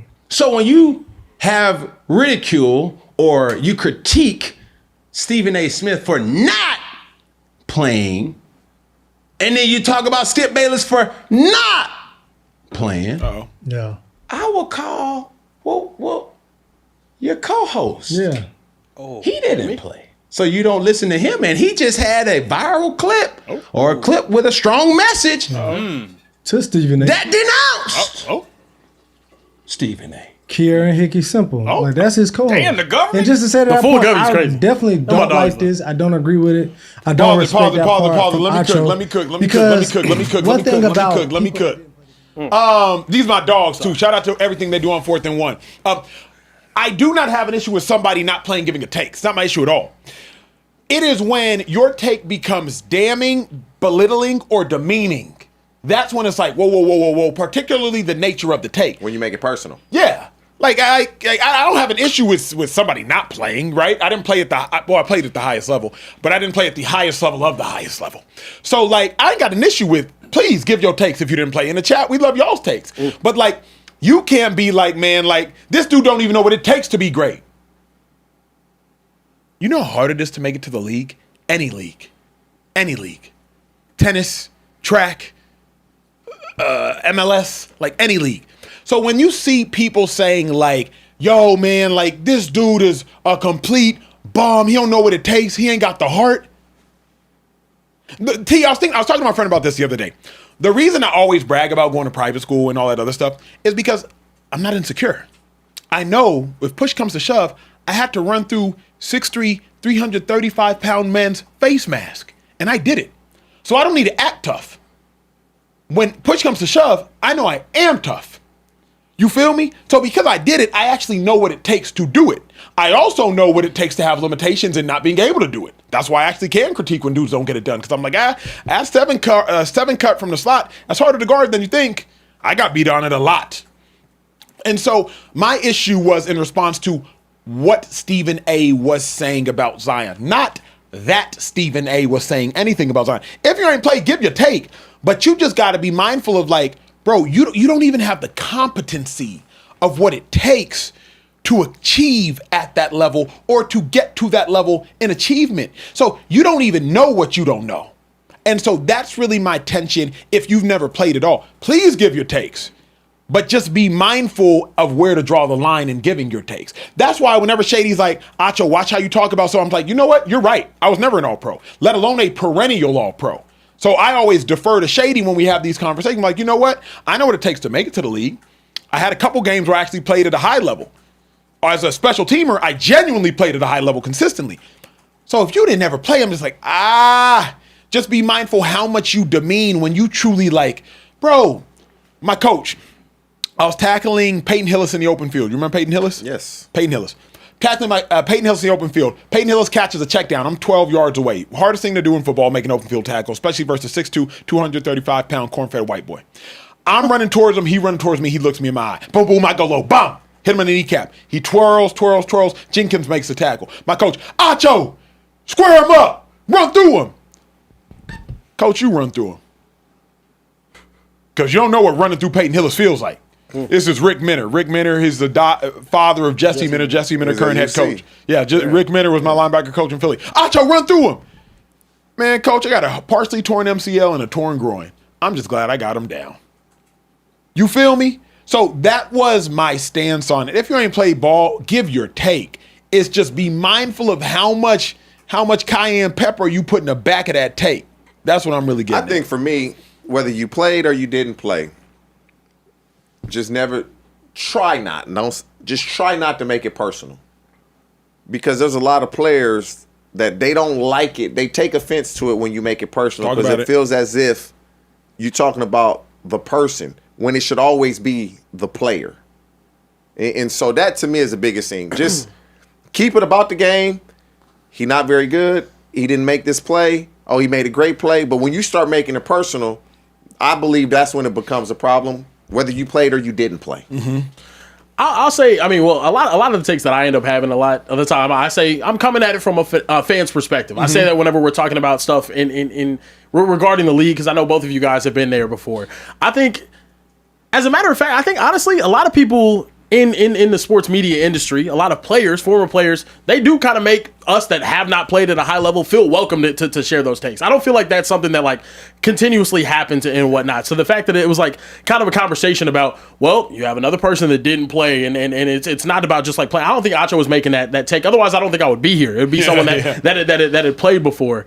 I think in this situation with what Stephen A said, Stephen A's coming at it. My issue wasn't even with the comments that he had about Zion, even though I thought that was crazy as well. My issue was coming at it about, bro, you're having a popularity contest with players that are playing the game that you cover. You cover the sport. You got famous covering the sport, covering athletes that made it to a higher level of athletics that you did not make it to. So then for you to just be like belittling them in a way, it's kind of laughable to me because you wouldn't have been in that position if it wasn't for you covering those players. You weren't belittling the high schoolers that you were covering whenever you first got on the beat. You weren't belittling the college players. You weren't belittling all of the local sources or local athletes that you got good sources or coaches that you talked to beforehand. But now that you've reached this heightened level of status, you're belittling players in the NBA who built your career. I think that was my frustration with it in a way. And also that's kind of been my frustration with Stephen A. as of late in general. I'm not saying he has to be eternally grateful or not able to critique players. Whenever he talked about Kwame Brown, that's the first very viral Stephen A. Smith. I'm very well versed on the Stephen A. stuff. Like I said, I was a fan of him. Biggest inspiration to get in this business. He's talking about Kwame Brown's game. Hey, he's a bona fide scrub. It's coming from the level of work that he put in. Whenever he's going at Jamarcus Russell, they give you a blank CD. You're not even looking at the film. It's all these other things. Whenever it gets personal to start talking about a man's diet and all this other stuff, or Lamar Odom. Who was on crack? Yeah. The thing is, it's more so. These are things that are getting in the way of them professionally. So I can understand why he has that type of take. But here's my thing: is like TJ. There's so much stuff when you don't play that it's like, but you don't even understand, and that's the hard part. Yeah. I remember, what's the dude left Fox to go to ESPN? Good Morning Football. Peter Schrager. Peter Schrager's the homie. I remember he called out Ryan Clark one time, like, well, that's not fair. Ryan's like, but you gave a take like you didn't play. I feel Ryan. Because, like, when you come at a player at a podium, why is the player acting like that?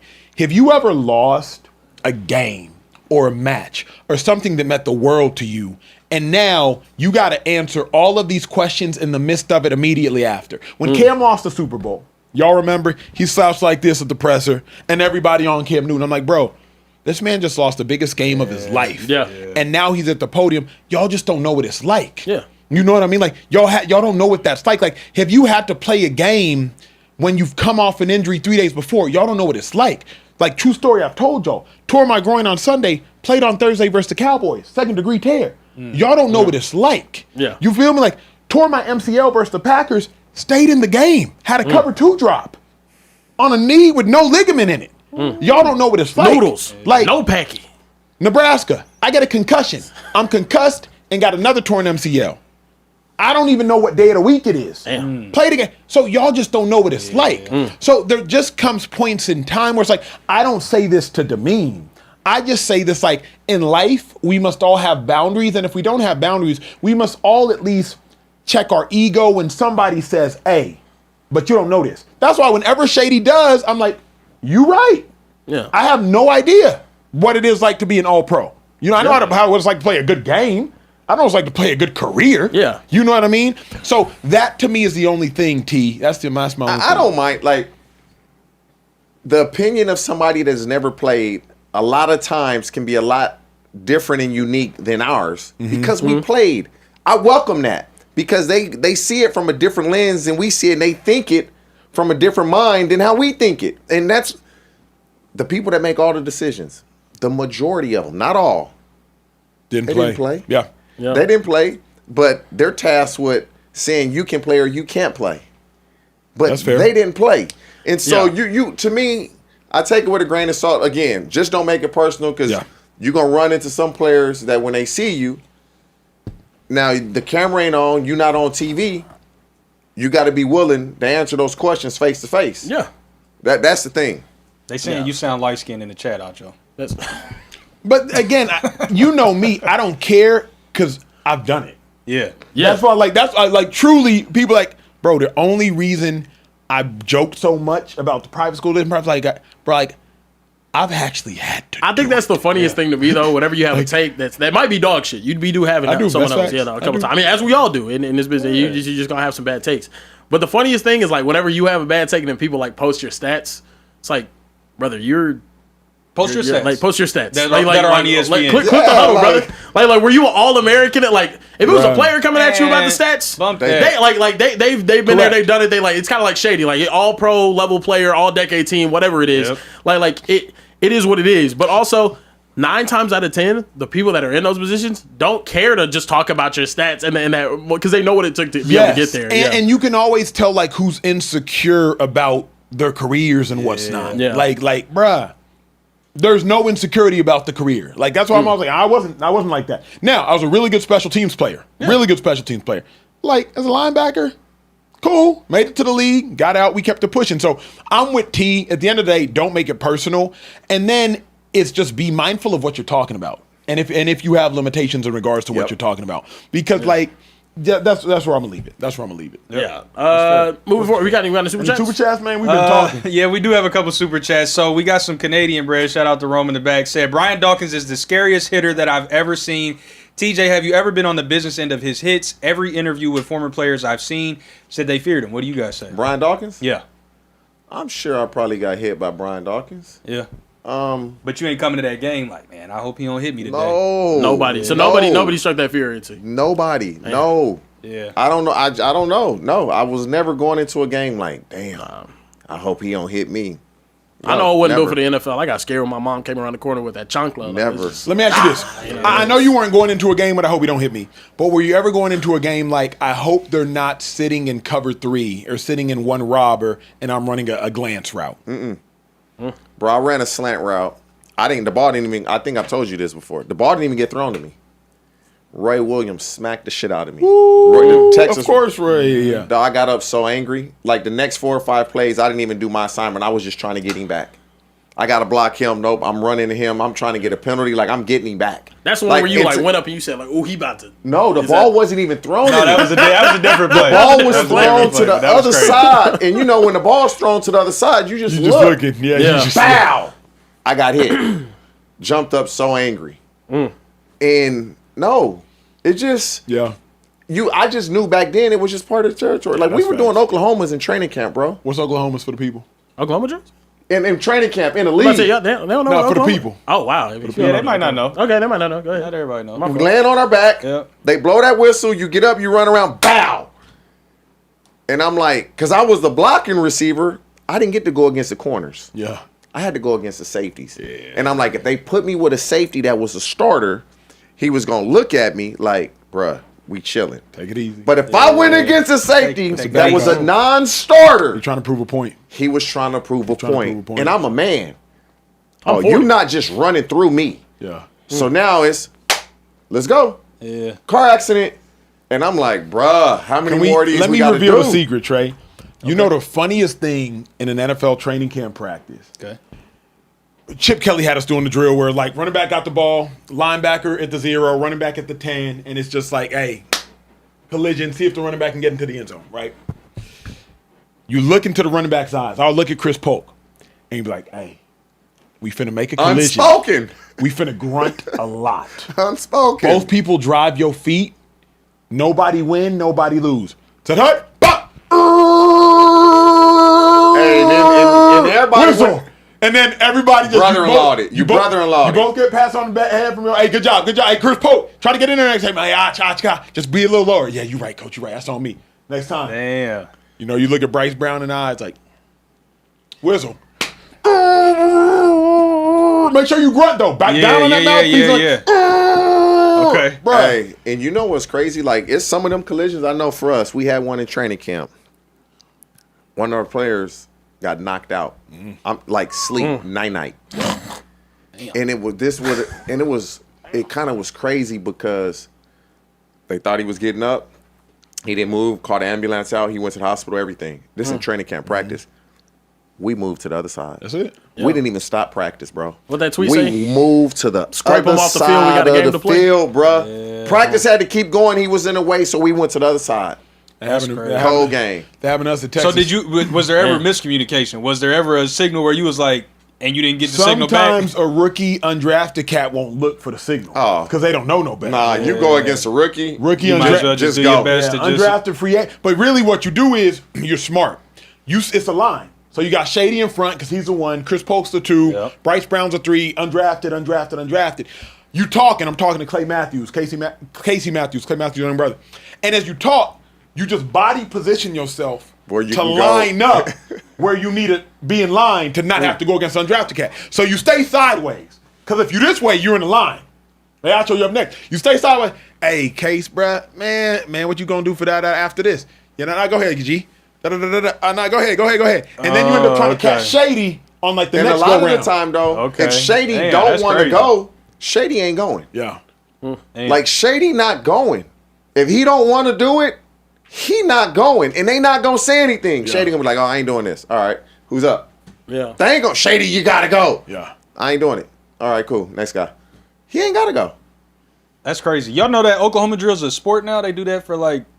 Oh no, Have that's you not seen that? Oklahoma drill. Where they It's- like it's- 20 yards Yeah, away. yeah. I mean, That's it's not not, they sport. don't start landing, but they just run. They No just run. Yeah, pads. they No, nothing. Just That's run. them Tongans, them In a Samoans. Polynesian. Yeah, Yeah, it's yeah, different out Kieran. there, man. Look, moving forward, we got to talk about the Philadelphia Eagles. Jahad Campbell had shoulder surgery before the NFL draft, following the NFL Combine last year. Vic Fangio told Jay Clark from NBC tonight that Campbell will miss most of the offseason with another shoulder injury going into this season. Not ideal for the hard-hitting physical linebacker. After losing to Kobe Dean as well, he is looking to start alongside Zach Bond. Fellas, are the Eagles in trouble right now?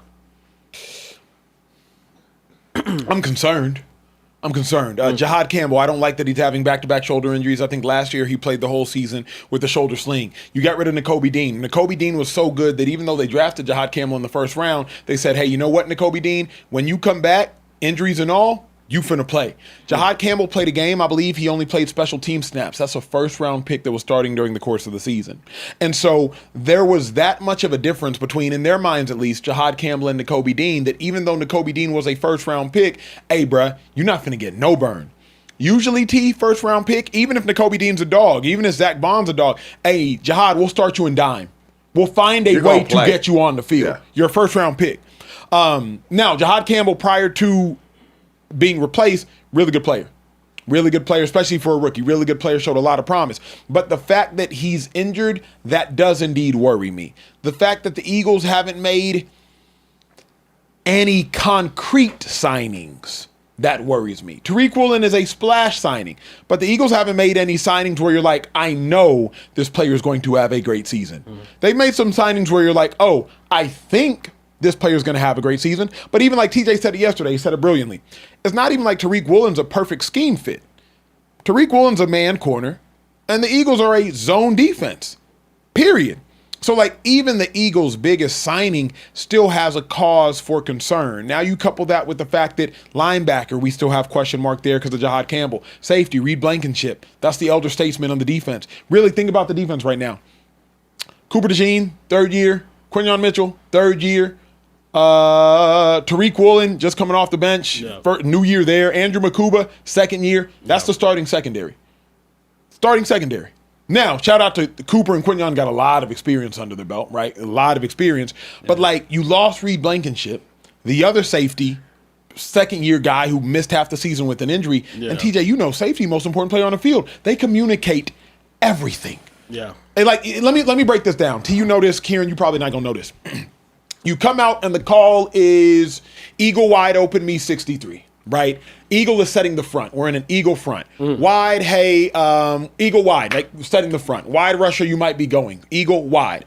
Or Eagle wide, that's the front. Open me. Open side rusher. So the open side away from the tight end. Open side, open me. That means I'm blitzing. So Kieran, you're the outside linebacker. Eagle wide, that's setting the 3-4 front. We're running an Eagle wide front. Open me. Open side outside linebacker. Hey, me means you're going. 63 means we're playing cover 6 or cover 3. They come out with 2 wide receivers to the open side. We're going to play cover 6. They come out with 3 wide receivers to the open side. We're going to play cover 3. If it starts with 2 wide receivers to the open side and they motion, we're going from cover 6 to cover 3. If it starts with 2 wide receivers to the open side, ready break, 2 people shift, they come out and empty. We're checking the call. We're checking it completely to a completely different call. We're no longer running equal wide open me 63. Now we might be running Elvis and 8-man drop. Hey, if they call eagle wide open me 63 and they come out and empty, it might just be play it. The safety could be making all of those decisions. Now, when it was in Philly, Mike Backer was making all of those decisions. But the safety is, hey, 6, hey, 3. What happens when they jet motion? Now what are you doing, Kieran? What happens when it's a 2x2, dude starts to go in motion, but he hasn't crossed over the side to make it a 3x1? Now what are you doing? Like, these are the decisions that have to be made, and these are where you hope you have veterans there to make it. So for that reason, to some degree, T, I have some concerns. You got 8 seconds to make it, if that. Talk about it. I'm not concerned because we're in March. Yeah. And when you have a surgery, everything goes well. He should be good by June. Should be good with a shoulder. Should be good by June. My thing is, I don't want to win the offseason. I want to win the season. And so you can be, oh, man, you made all these moves in all season. Oh, man, they made. And then the season start, and where's all the talk about you winning the offseason? And so him having surgery this early, you should be fine. I want to win the season. I'm not worried about winning the offseason. Yeah. As long as this guy will be ready to go, and it's any player. If you're ready to go by training camp, we good. And if you have a surgery in March and it's not an ACL, an Achilles, you should be good to go. Is there something to be said about him missing this offseason, heading into his missing time, OTAs, whatever it was last year with the injury, and then coming into this year?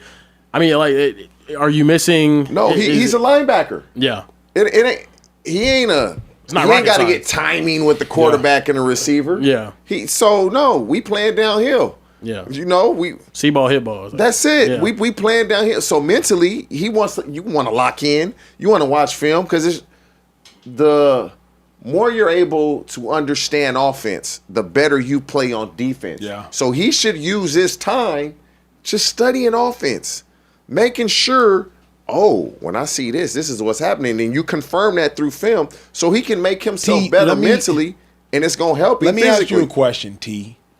Are the Eagles regressing? And now pause before you answer. Let me explain. For about 2 to 3 consecutive years, every offseason, the Eagles got better. The Eagles had A.J. Brown. Eagles had Devontae Smith. Eagles had DeAndre Swift.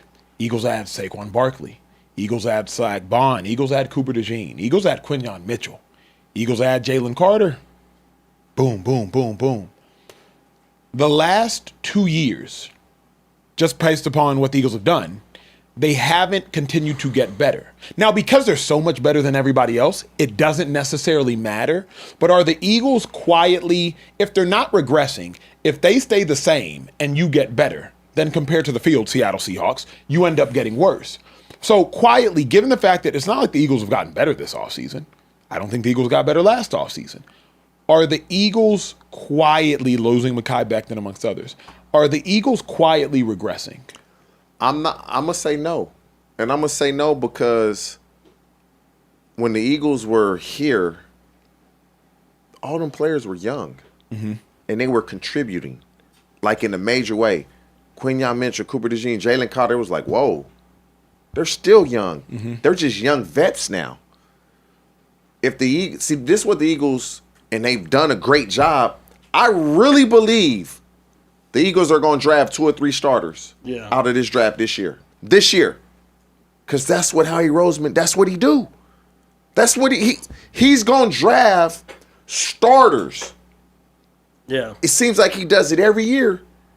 And when he misses, it's okay because I might have drafted somebody in a later round that's going to be better than this guy that I thought I drafted early in the round would be better. Kieran, let me ask you this, though, right? Oddly enough, the Cowboys the last couple off seasons have actually gotten better. I don't know that the talent gap, roster-wise, between the Cowboys and the Eagles. It's not what it was. It's not It's large. not as 2 years wide as ago. it was coming It's into not this what past it's not large. No. It's not what it was, bro. The Cowboys' offense is better than the Eagles' offense. Who? No, they better. They better. You want to go position by position? Saquon is the only reason I could argue with you. They better. Yeah. How having CD, Saquon last year? How they run the ball George. last year? Tight end, I would give us the advantage. Offensive line, as of last year, the way we played, I think they also had injuries on their offensive line though, so it's like The Cowboys have a better offense than Eagles. we did last year. Yeah, Defensively, I don't think it's close. Now, if the Cowboys can get Yeah. some help in the secondary, now yeah. it's like it's what and what. I think the Cowboys are closing that gap. I will say this though, I still think the Eagles are the most talented team. in the Defensive NFC. line right now, last year, no question, we'd say the Eagles. No question.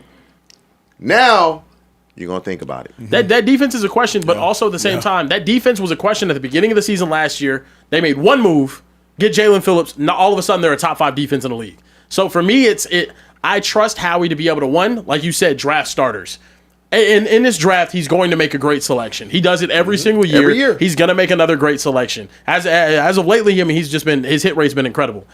I think it'd be fair to have this argument about them falling off afterwards. I think they're just young. Those older players, I think they're letting them go. They're starting to get they're starting to phase out. He's building through the young guys that he's drafting and drafting extremely well. Coaching matters too. Yeah, coaching does matter as well. This though. defensive coordinator Wasn't there? for the Cowboys Oh, Christian If Parker. he hits, right? yeah. that they've just hired, From the Eagles. From the Eagles. if he know his shit, the Cowboys are going to be better just off of schematically. that. Just Yeah. off of that. Yeah. The understanding.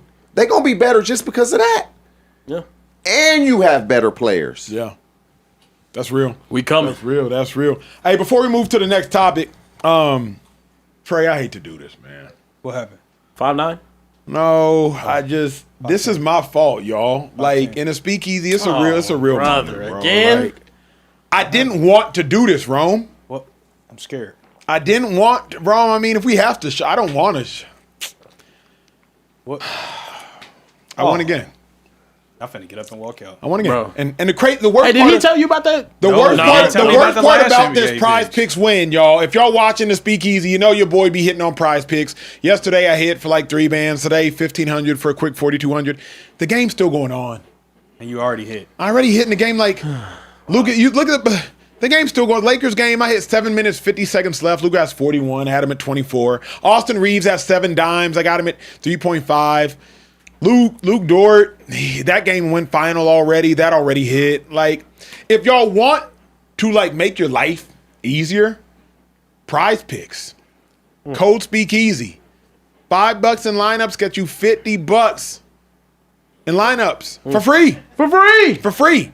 If you're not on prize picks already, make sure you pull out your tablet if you're watching on your phone. You pull out your phone if you're watching on your TV.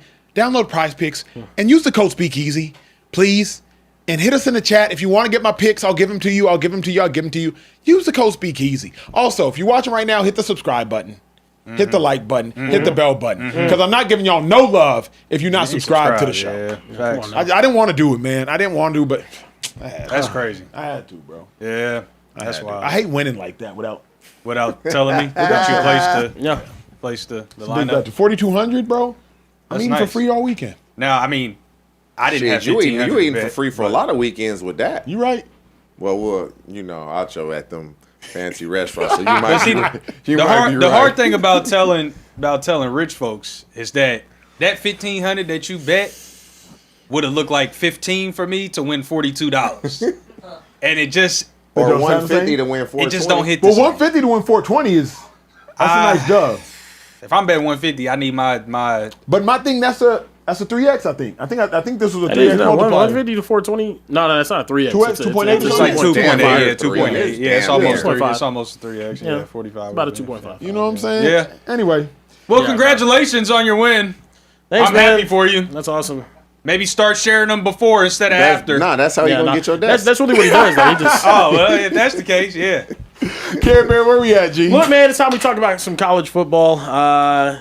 Not actually college football, but college football going to be pro football. Makai Lemon ran at his pro day after not running at the combine, allegedly running a 4.46 40. Here's a video of it right here. You know, got out of there. You know what I mean? That's looked like me whenever I was running back in the day. Way back when. I've never seen somebody run on their heels before. Yeah, and run a he 4.46. actually does kind of run on his heels. Yeah, Like, it's I've kinda- never seen it's- somebody. It's very interesting. Now, here's the Think thing about him: top first round wide receiver, Yeah. really good player in college, Biletnikoff Award winner. So the question is, Why did we if- hold up? Pause. What? Go back to the wide shot. Why the hell did y'all use this picture? What's up with y'all, bro? Y'all are sick. Yeah, Rome, what the hell's going on? Y'all are sick. That looks But like the dude that's like in defeat that makes everybody feel uncomfortable. Like that's the way he be looking across the room. Like, my thing, though, That's Makai, one of the best receivers in the draft class. Where should he go? I'm thinking if the Browns can get Makai Lemon and help fill out that offense, that's exactly what Shedeur Sanders needs. If you can go in the next season with Makai Lemon to pick 24, remember, I believe they have the Jags pick. Harold Fannin is your tight end. Jerry Jeudy at your number 2. You've restacked 4 of the 5 offensive linemen from left guard all the way to right tackle. Draft the left tackle with the number 6 overall pick. And then you have Quinton Judkins and running back. It's about as good as it can get. Like, that is an A+ offseason for Todd Monken. That is an A+ offseason for Shedeur Sanders. You get Makai, you get Jeudy, you get Fannin, you get Judkins. What else you want, T? And so to me, like, that, and the reason I bring up Makai Lemon is because he will likely still be there at 24. Cornell Tate, Jordan Tyson, they'll likely be off the board. If you can go out there and get Makai Lemon, I think that's a perfect fit for the Cleveland Browns. And let's show some highlights of Makai just so the world can really see like what kind of player he is. Like, that this is what your team wants. If you're a wide receiver needy team, you need to make a note of like, can we acquire Makai Lemon if you're drafting probably after pick 15? Like, this is a dude that can get open. This is a dude that does really well with the ball in his hands. This is a dude that can get jet sweeps. He can get reverses. He can get now screens. Like, this is a dude that probably plays bigger than he is. He plays faster than he runs also. I was at the pro day today and did well. Didn't have a quarterback that he was a lefty quarterback. You know, they were like, and I thought the quarterback was throwing dimes, actually. I thought he threw very well. They hadn't really thrown together in forever. So for them not to have been together, all the receivers that were there, Makai, Jacoby, at one point, Makai was possibly going to be a top 12 pick. Correct. And so I do believe because of how the offseason or this combine prep has gone, he probably will be available now in the mid-20s. If the Browns were to draft him, it would help. I'm drafting Jacoby Lane, me personally. The size, the speed, catch radius. You get somebody 6'4.5", 6'5", that's... Is Makai a number 1 wide receiver on an NFL team? From what I've seen now, no. Is Makai better than Jerry Jeudy? Right here he is. Right here he is. Just that toughness. Jerry Jeudy physically is crazy. Like, crazy in a good way. It's just, like, when Jerry Jeudy was in college, you couldn't tell me Jerry Jeudy was not going to come to the league and dominate. He was in a room with Ruggs, Waddle, and Smith. He was by far and away the number one. Yeah, it was. And so crazy. the fact that he hasn't done it consistently is something missing. And so, yes, I'm going to say yeah. But from a physical perspective, no. Because Jerry Jeudy physically is one of the best receivers in the league. Let me ask you this: do you want your number one receiver under 6 foot in this era of the NFL? If you can play, I don't care how tall. Tyreek Hill ain't 6 feet, and he the number one. But again, outlier that proves the rule. He has unique speed. Yeah, Odell's under 6 foot. He in his prime, tough. Yeah, Jamar's right at 6 foot. Jamar's at 6 feet. Yeah, but do you want your number one under 6 feet? If you have a number one that's under 6 feet, you have to have one quality. Elite. That is a ridiculous. standout. Yes. You have to have that one quality, extremely fast, extremely quick. Like, you have to have a quality about you that just stands out and once everybody sees it. And so I don't see that. So I would say no. Because the history of the game, Calvin Johnson, Terrell Owens, Jerry Rice, Randy Moss, talking just the best receivers. These are 6'3", 6'4". Chad Johnsons, these are 6'3", 6'4", 6'2". A.J. Brown's right now. DeAndre Hopkins is. Julio Jones is. But the good thing about this, though, Acho, is the time that we're in, if you get with the right people, you will get better faster. If people are open and some of these kids are open to, you can get better fast.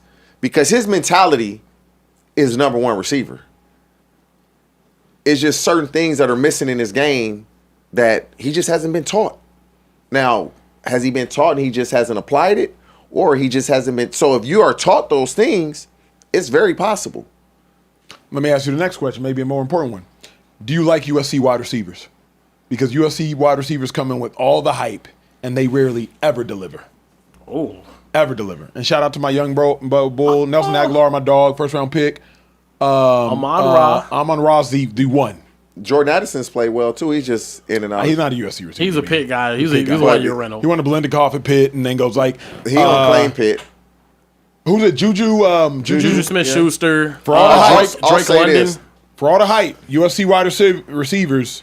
USC wide receivers have fallen off prior to Drake, Pittman, and I forgot Amon-Ra. about Pittman. Yep. Prior to those, it was a huge fall off. Now you had the Robert Woods, you had the Marquise Lees, but that's still a fall off. I thought Dwayne Jarrett was going to be called. And those dudes, I'm gonna say, moving forward, and I think it started with Keyshawn Johnson, Amon-Ra, number one overall pick. Starting with Amon-Ra, those guys after Amon-Ra and moving forward are going to be players. Bet. Amon-Ra is a baller. Drake London is a baller. Pittman is a baller. Different type of games. Jacoby Lane going to be a baller. If the Buffalo Bills can get a dude like Jacoby, if he can get with a team with a good quarterback, or just dude, I like him as a second round selection. He's amazing. Ball. He's a vacuum, and I think that's underrated by how easy guys catch the ball. And I think they take that for granted. And then Makai Lemon's a Biletnikoff catching the ball, nature or nurture? Ooh, I think it's nature. Really good. It's nature, but you can nurture it. Break that down. I believe a lot of the drops are because we're here instead of here. I'm already turning my eyes. But guys that make contested catches, that's just nature. Like when you can do that on a consistent basis, you born with that. That's being able to concentrate with people around you, but it's really like nobody's around you. And so I think those guys, man, the guys coming out this year, Jacoby, Makai, they're going to have successful careers. The guys that they have now that are coming in and that are freshmen, I know them. They could have had one of the best. They just chose not to take. Let me get this. TJ Houshmandzadeh's top 5 receivers in NFL history with the best hands. Oh, wow. One is easy. Hands only? Hands only. One is so easy. Larry Fitzgerald, Chris Carter. Not in no order, though. Just those. I can't go in order? Because I'm going to probably forget somebody. Larry Fitzgerald, Chris Carter.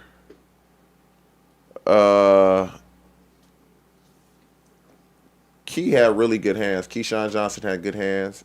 Chad had really good hands. Top 5? So Key, yeah. Chad, And then you got to put Jerry Rice in there. He caught so many damn balls. That's your top 5. Megatron not up there? Did I say his name? Ooh. Let's run the 5 back.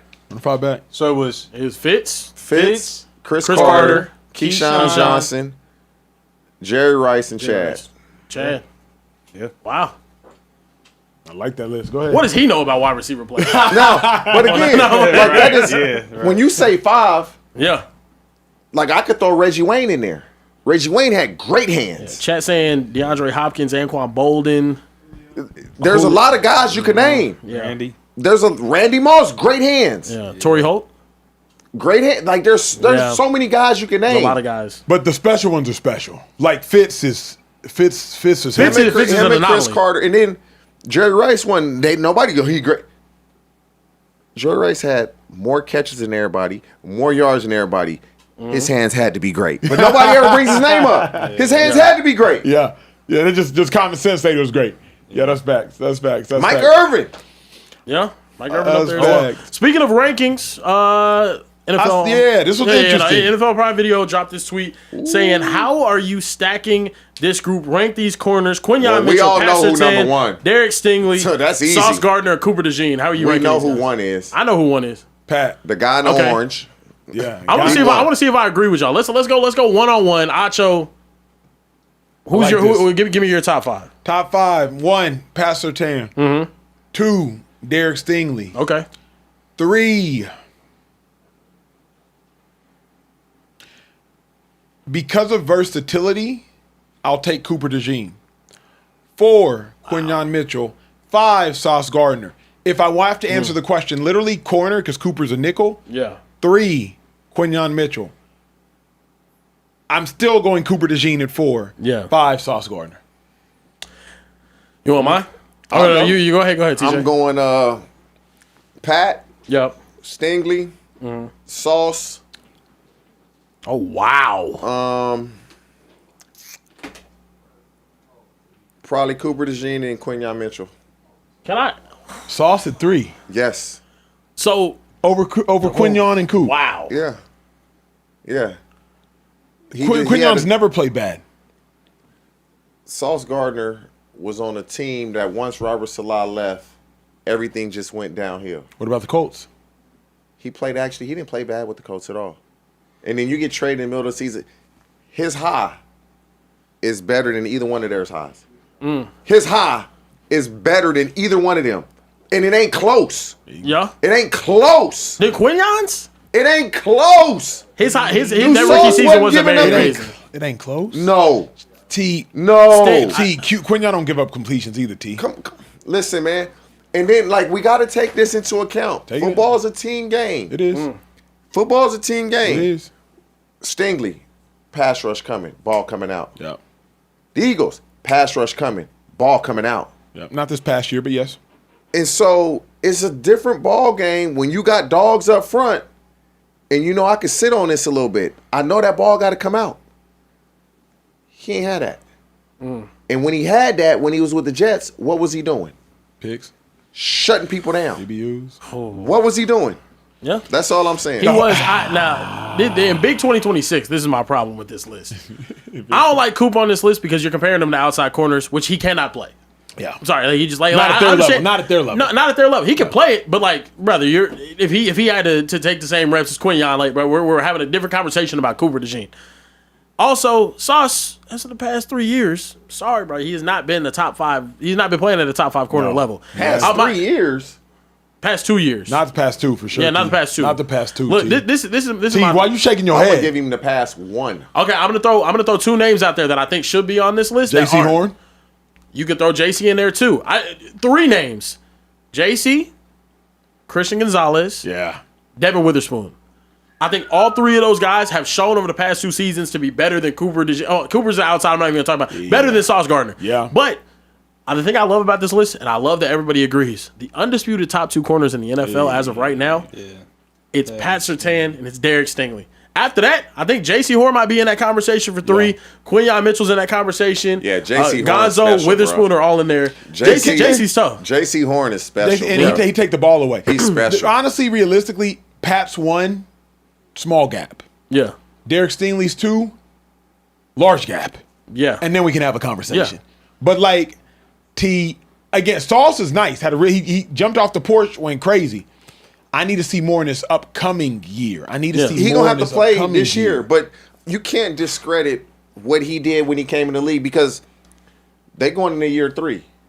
Sauce We've is going seen- into No. My problem is we've seen a lot of Quinyon. great Yeah, they're going years. into though. So they're going into year 3. After 2 years, Sauce Gardner had done way more than either one of them. Quinyon All-Pro, Coop All-Pro. No, I'm talking about what he's done. Yeah. Yeah. And a lot of the All-Pro stuff, because you're on a good team. Because yes, you don't. Coop in the Super Bowl, I think, got a pick 6. And the I'm Super not Bowl saying was it's not warranted. I'm saying a lot of people get All-Pro because you on a good team. A lot of people get to the Pro Bowl because you on a good team. You know who everybody else forgets about? Denzel Ward, bro. He's good, And bro. that's my point. He's That's really my point. He's good. The but chat here's my shop is the thing. names, bro. But here's my thing, though. There's a difference between elite and really good. Denzel Ward shuts people down. He's Denzel really Ward- good. Denzel Because Ward's the Cleveland Browns because they suck. stink. He gets no recognition. I think he's an elite corner. I That's think a fact. he is. That is a fact. I think he is. Y'all sitting there talking like there's 9 elite corners. Denzel Ward is really, really, really elite. Pat Surtain is elite. Yes. Derek Stingley is elite. Yes. Then there's a gap. This is Then why. there's a gap. This is why. okay, would you not say Denzel Ward's in the same category as Quinyon? I think there's a large Denzel's group in the same second. category as Sauce. I think there's 3 tiers. I think there's Pat and Sting at the top of that. Yep. Right? That's one tier. Check. Tier 2, stacked. There's Quinyon. Yeah. There's JC. there's JC. There's Gonzalez. Denzel Ward. There's Yep. Christian Gonzalez. There's Devin Witherspoon. I think there's a couple other. Then JC after is that, the 3rd best corner in the league. Trent McDuffie might even be in that JC category Horn too. is the 3rd best corner in the league. Oh, I would hear that. Actually, I would I'm hearing He's that. the third best I corner like in the league. JC as number 3. He's the 3rd best corner. The reason I would take. You say so much stuff is schematic. I love this conversation. That's hella good corner play in the league. Quinyon for the Eagles is elite. Because the Eagles play one-on-one with Quinyon, and then they rotate on the front side. They play 5-over-3 on the front side. Quinyon and the backside linebacker, y'all play man on the backside so we can play 5-over-3 on the front side. This is how give me that over a dude that's going to take the ball away. Give me somebody who just lock this side of the field so we can play 5-over-3 on this Quinyon side. can do that. And Quinyon can do that. If you got to guard Jamar Chase or Justin Jefferson, who you want guarding them? Game on the line. JC. That's my point. JC or Quinyon? That's JC. That's what I'm JC, talking about. I'm not gonna lie. I'm with you. You I'm gonna with you. take Denzel Ward over him? Oh, Quinyon? yeah, I might take Denzel. If game on the line and you got to guard Justin Jefferson or Jamar Chase, yes, you are. Here's what you're missing, T. If the game Was it on Denzel that got abused this here's year? what you're missing. If the game is on the line, I'm taking Quinyon. If I need a pick, I'm taking JC. If it's the whole game, 60 minutes, hey, I need some turnovers this game, I'm going JC. But if it's 3rd and 6, I need Quinyon. I just want to win the game. If I 3rd and 6, game on the line, they're on the island, it's 1-on-1 on the backside, I want Quinyon. You losing. Hell no. losing. Quinyon don't get beat. Quinyon don't get beat.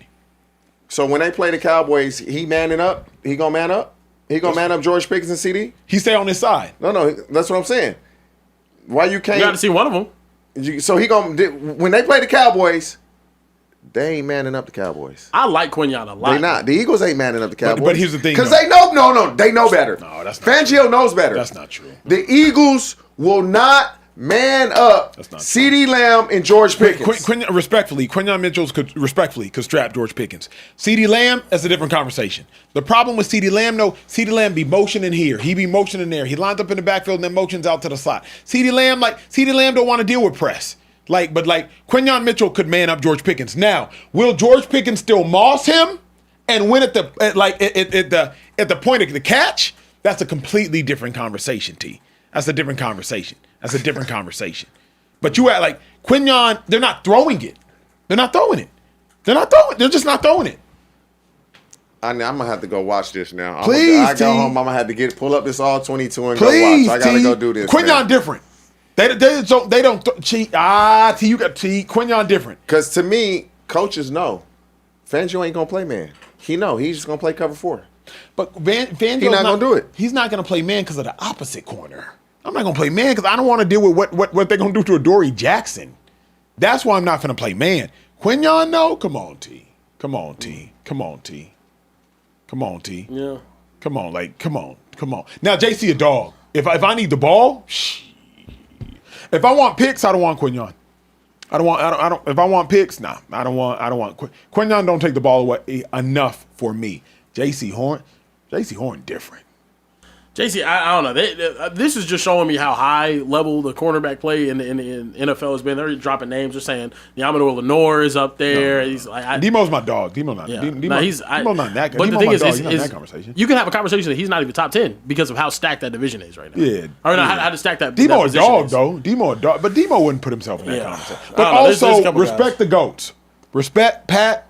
Respect Sting. That's a fact. Yeah. Sting, I think Sting could actually close that gap with a couple good, one more season. The thing You know is, what my problem is? Pat is I didn't crazy. like what effing Boutte did to Sting was the difference in the game. Speaking of cornerbacks, we just got some big news that Kobe Durant is. Yeah, Kobe Durant's going to the Cowboys. Yeah, I saw that. It doesn't excite me. I'm excited for the depth. I'm excited to have, or not depth. He's going to start for us, but You think? probably, yeah. What Who else are you rocking with outside though? You're drafting What's the- somebody. what's the- You're drafting What's the terms of Delane. the contract? Hoping we're drafting Delane or it says Jamal 1 year McCoy. deal, right? It's a 1 year deal. So okay. They probably 1 Yeah. year, $6.5 Yeah, million. Like, but why not though? So you have the options. I like the it's- depth, but yeah. Kobe doesn't. he's likely starting for us though. Is he? He's probably starting for us. That rookie y'all drafting gonna start. Yeah, and No, Deron he is. Bland Him gonna and start. Bland. Bland might play inside. I do have super chats. Get We to want to him, get to the G. super chats real Get quick. to Kiro 200X said it's hard for me to extend grace to Cam after what Scott Norwood did after he missed a kick in the Super Bowl. He was the saddest dude on earth, and he answered every single reporter question. I'd like the same from Superman. Everybody handles things differently. That's facts. Doug McClough 3 said, first time super chat. I love these conversations. There we Keep go. doing what y'all are doing. Hashtag Go Birds DH. Hashtag non-prescription Acho. Hashtag Michelle Bear. Hashtag Wow. 5'5" Trey. Wow, just shots galore. Shots galore. Yeah, that's Let 'em go. crazy.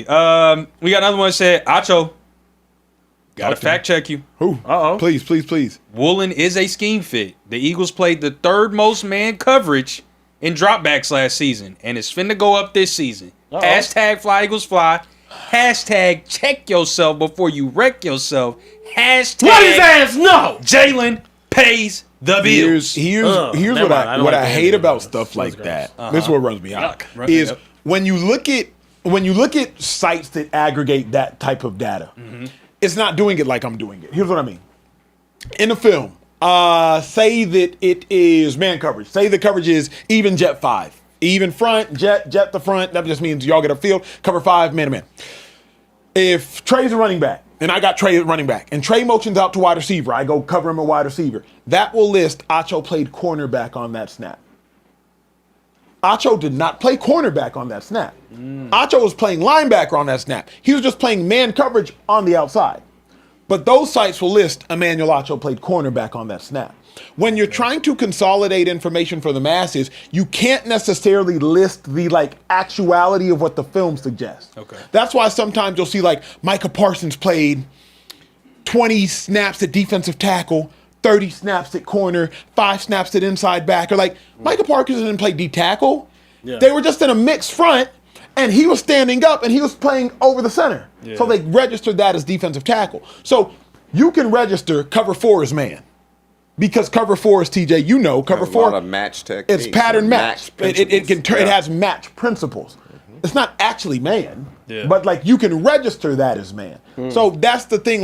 The tape will tell a different story sometimes than those mass aggregate sites will tell. The Eagles do not legitimately play the third most amount of man coverage. Yeah. Man coverage. Yeah. But if you're aggregating information for the masses, you can say that they do so. Yeah, commoner.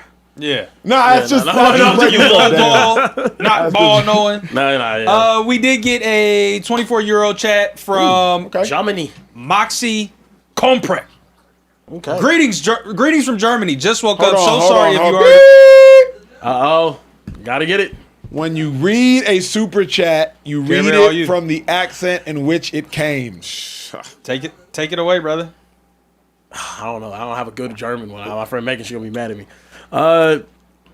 Greetings from Germany. Just woke up. So sorry if you already talked about it. Oh no! I'm losing it. I'm losing it. You started off good. You went to a completely different Acho, what do you think? No. Let me finish it. Oh. Let me finish it. Pause. Okay, go ahead. Acho, do you think that Dre going back to the I don't have it. You're in Southeast Asia, bro. Yeah. He's fine. And I don't know. Where you at? He just. You're not gonna give no effort.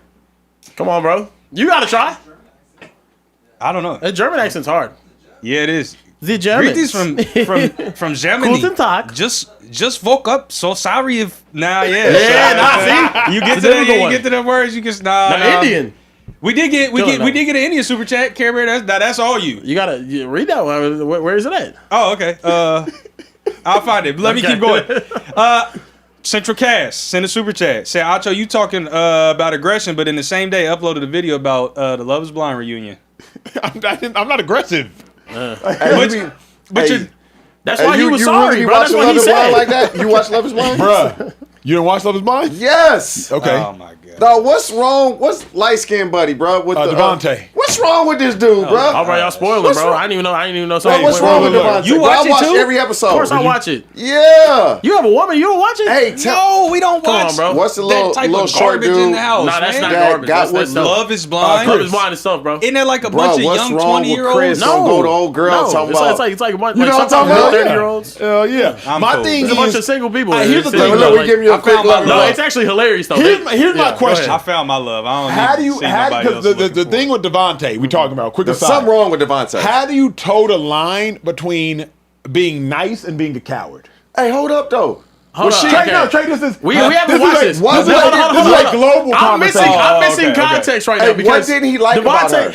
What didn't he like about her? Maybe her dad, because her dad was just like. Can I get the Spark Notes? But hold on. Look, Spark I'ma Notes, just go back Spark to Notes sleep. for me, that's incomplete. I don't know what the hell they seen. Devontae ends up matching with this girl. They end up like getting together. She nice look. She pretty. She's Okay. pretty. She's a All pretty right. girl. What? They end up Got going to all I know is they end up going to the parents' house. The dad's like crying, like I'm No, so but- happy that but Karen- that she has a real guy that's gonna love her and a husband. Before and that, though, we care about before love. that, he was acting odd with her. Before they Yeah. went to her parents' Oh, I house, didn't even know that. he was already acting a little weird. She ain't bad looking. I'm like, bro, what is wrong with this dude? He didn't know how to break her heart gently. So instead, Trey. he tiptoed. And he just like waffled and meandered. If you see him and see her, it's gonna be like, huh? He outkicked his coverage? To me, he did. And didn't realize it? Oh, well, Did he? completely outkicked it. I'm like, bro, like, I be watching it too. My kids and my wife, they So got what's me the watching. question we watching then? it. So you say how to Okay, the tiptoe? question. Bro, Okay. What, It's what, awesome. what, hold on. What is the line between being kind and being a coward? So he was trying to, Okay. end things. Sorry, y'all. He was trying to end things, and he was like, I just, maybe down the line. It wasn't down the line. It was a no. At that age, But you gotta be honest. At that age, You got you gotta be extreme. You just met. Man, at any You gotta be age. extremely honest. Cause you're mature now. You're not in your early 20s where you like, you're a mature adult. You gotta be honest. You gotta be honest Just with looking to it. crack. You gotta, you know what I mean? You Yeah, keep you it gotta being. be. Yeah, at any Is that age, crazy? at any age, I'm gonna give y'all free game as the Hey. as the Hey, only what's guy, as the only what's guy in old here boy under name? 35 and The married. black dude that had Ugh. the two black women, and he messed You it up right with there both near of them. 35, bro. Was he No, I'm not not. tripping? You know what I'm talking about? What season? This season. I started watching from episode 5, so I didn't watch all the pods. I just got the good stuff. I love watching the pods. Did you though. That's watch the hilarious. whole thing? Nah, I saw. I know you're every talking now and about then. Wait, so it got y'all checked. watch a show and then go watch a podcast about the show? No. So It's look, hold on, cool. I'll give him the Spark Notes. Look, it's a show where you have all women and all men all in like separate pods, and then they go to these pods, if you will, Yeah. and they talk to each other, but they can't Can't see see each each other. other. So then at the Hence end the of it, blind. you Got have to end up like taking your notes or whatever. Then you end up proposing to the person, the guy Without ends up proposing to the seeing girl without seeing them, and then they reveal, and the reveals are fucking hilarious, bro. Okay. Because sometimes they're like they gotta fake excited, like that person comes Man, up chopped they chopped really- cheese, hey, and it's just like. They really need to do a Yeah! better job. They of give each other a picking kiss. Casting. More attractive people, Yeah. bruh. But No, this like, past- last this season past there was a girl that said they- she looked but- like Megan Fox, and dude was Oh, like yeah. you probably seen the image. Dude was like hugging her, like Yeah, she didn't look like He that. was like, it's awesome, they I'm gotta so do excited. a better job though of picking more Megan Fox is attractive overrated, people. by the way. They're not. They're regular the soccer people, player. though. The soccer player. Alex. He told old girl after he had sex with her. Too? What the? He had sex with her and then tell her, "You're normally not the type that I go for." But that's honest. You just said be honest. Then what you knocking her down for then? Because it's the same thing when a girl says, No. I don't usually do this, but Yeah, no. and then starts I'm pulling their saying, shoulder when out. you Real soldier on the show is when crazy, you go bro. on those type of shows, That you're velvet supposed to shirt be back on, done bro. with Here's that the type thing. of. No, because you got to remember, they got camp eyes too. You can't say what you're knocking her down for. You've been in a suite with all guys and you've been sequestered for about a month. Oh, so the guys all mingle together and the Guys girls have all their own mingle house. together. Girls And have then they their go own on house. dates. And then they end up going on a vacation, and then they come back and got to Yeah. meet each other's family, go back to their regular life and whatnot. I really be watching that shit. You know, Crazy. That one dude, the soccer playing dude, I saw like a clip. He was definitely just trying to like get out of that by any means necessary, bro. He was telling her that she was. Oh, I mean, are you good with the nomadic stuff? She was like, well, I just got back to work. She was just like, well, I He don't was understand a little what players. weird, bro. He was. I live here. I live in Austin. was I literally live like, here. I I can wanna work tell- here. yeah. I can do this. I can do He just that. didn't like Anyway, her. what's up with the other super Listen, chats, we bro? just got a $50 from Childless Cat Lady. Shout out to wow. Childless Cat Lady. She's active in the super chats Turn it and up. she's active in the Discord. Make sure y'all join the Discord. The link is pinned in the chat. She said, Acho, we in the chat nominate Carebear for next season. Love you boys. I think we should make this a regular segment. I like that. I like that. Not to be disrespectful, but and I don't watch Love Is Blind, but I know a lot of those reality dating shows. Those guys walk around with no shirts on. So if you That's asking not one of Carebear these. to It's do not one of that, these. oh, it's not. Yeah, That's they- not Love Is Blind. What is that's like? I can get to No, the they point where I can got walk the without the combo. shirt off, bro. I'm working Love out, bro. Island is the one where they Yeah, walk but you around guys with their were- shirt no, off. but That's still, Love no. Hey, Island. let me get in right. shape. I'll go on Love Island. I'll tear that But thing no, up. he is right. No. There are scenes when you go to Mexico as soon as you leave the pods where there's always a pool scene with hella See, I'm alcohol. saying, yeah, That's cool. y'all set my boy up for failure. Give me Hey, but when you 6 secure 7 with months. yourself, it That's don't matter good, how bro. you look. That's good. It don't matter when you secure. Devontae it don't- looks like Care Bear, the dude from this past season. Oh, for real? Yeah. He'd like truly. Oh, well, I mean, I saw him. He's light skin. We Is he- just light skin. Same hair, Is he same a- beard. is Not he- same is he- hair, bro. Nah, Is he a they sucker hair- for I love? got 3 He C. was- I yeah, got yeah. real Is 3 he C a sucker 4 for love like Care Bear too? No, Devontae. Oh, he more of a dog, more of a player. I want y'all. So here's the thing. Sorry, y'all. He ends up. They're break- loving it. They're no, sending no, $50 this super him chats. right there. He ends up breaking up with those girls. That's him. You think I look like this dude, bro? And then show the girl. Show the girl. Bruh, That's Girl he was him. with? Bro, he played himself. That's a girl he was with. Wait, we're kind of on the side. 1 second. I'm trying to bring it over. He played himself. I don't know. He played himself. It's bro. this girl right here. That's his girl. I don't know if you Yeah, guys can see he it. like. That's her right But there. here's the thing. Yeah. Two-shot. So he ends up. He breaks up she's with a her, pretty girl, and yeah. by the reunion episode, he's already engaged to somebody else and knocked her up. Whoa! I ain't know all that. Spoiler alert. Oh, but- see, that's what I'm saying. That's but good. yeah- That's good yeah, drama. bro. By the That's a good reunion show. episode, he's already engaged to. So she don't know. Nobody knows. So like Devontae, where you at in your relationship status right now? He's like, yeah. well, I think What I'm do you ask? actually Devontae. engaged. Like any Nah. other news? I'm good on Love Is And Blind I'm though too. expecting. Really? I'm good. Very good on Love Is Blind. Dog, bro. then you gotta be. I'm very good. I You can't too young. hide. He's too hide young. emotions on my He's too face. young. He's too young to go. Because I'm I don't not- care nah, what I'm not type too of young. connection. I'm 27, like, that's what oh, I yeah. don't care what type of connection you have. If I see you, and I was like, oh man, it's the best person I done ever met, and you not nice Champiana? looking, I don't give a damn about none of them conversations. Bro, Because I got to look at you. Yeah. call me vain. Hell, Care about that how man. you look, bro. I'm sorry. Like it is what it is. I don't know. Pull up the women from this season, because I would have said, like T, you said they got to cast better looking people. Yeah. I would have said pull up at least the final, pull up Love Is Blind reunion episode so we can just see like the final 6. Like They mesh well. yeah, They like mesh well. you know what I mean? Like But sometimes, man, Hey, that Maxi guy, Carebear, while you looking that up, sent us 60 euros and said, "Hey, yo, Geography Bear, we lost the World War to the USA, not China. You need to work on that accent. That was a disgrace. yeah, We lost yeah. a World War to. Oh yeah, Germany. Germany lost the World War to Yeah, no. I mean, shit. Why would I? It was hard. Y'all lost. Why would you Yeah, dignify why them with a would good I accent? dignify you with? Yeah, come on now. That's fair. I'll keep going. Doug McClose said, TJ, always been a huge fan of yours. Still can't forgive Carson for overthrowing that pass. we moved on. We moved on. Go ahead, continue. Ron the Don 35 said, light skin to me is 2 black parents. If you got a parent that's white, you're mixed. At least where I come from. Can we retire the word mix? I've been on this for years Really? and Why? years and years because it should be biracial. We're not dogs.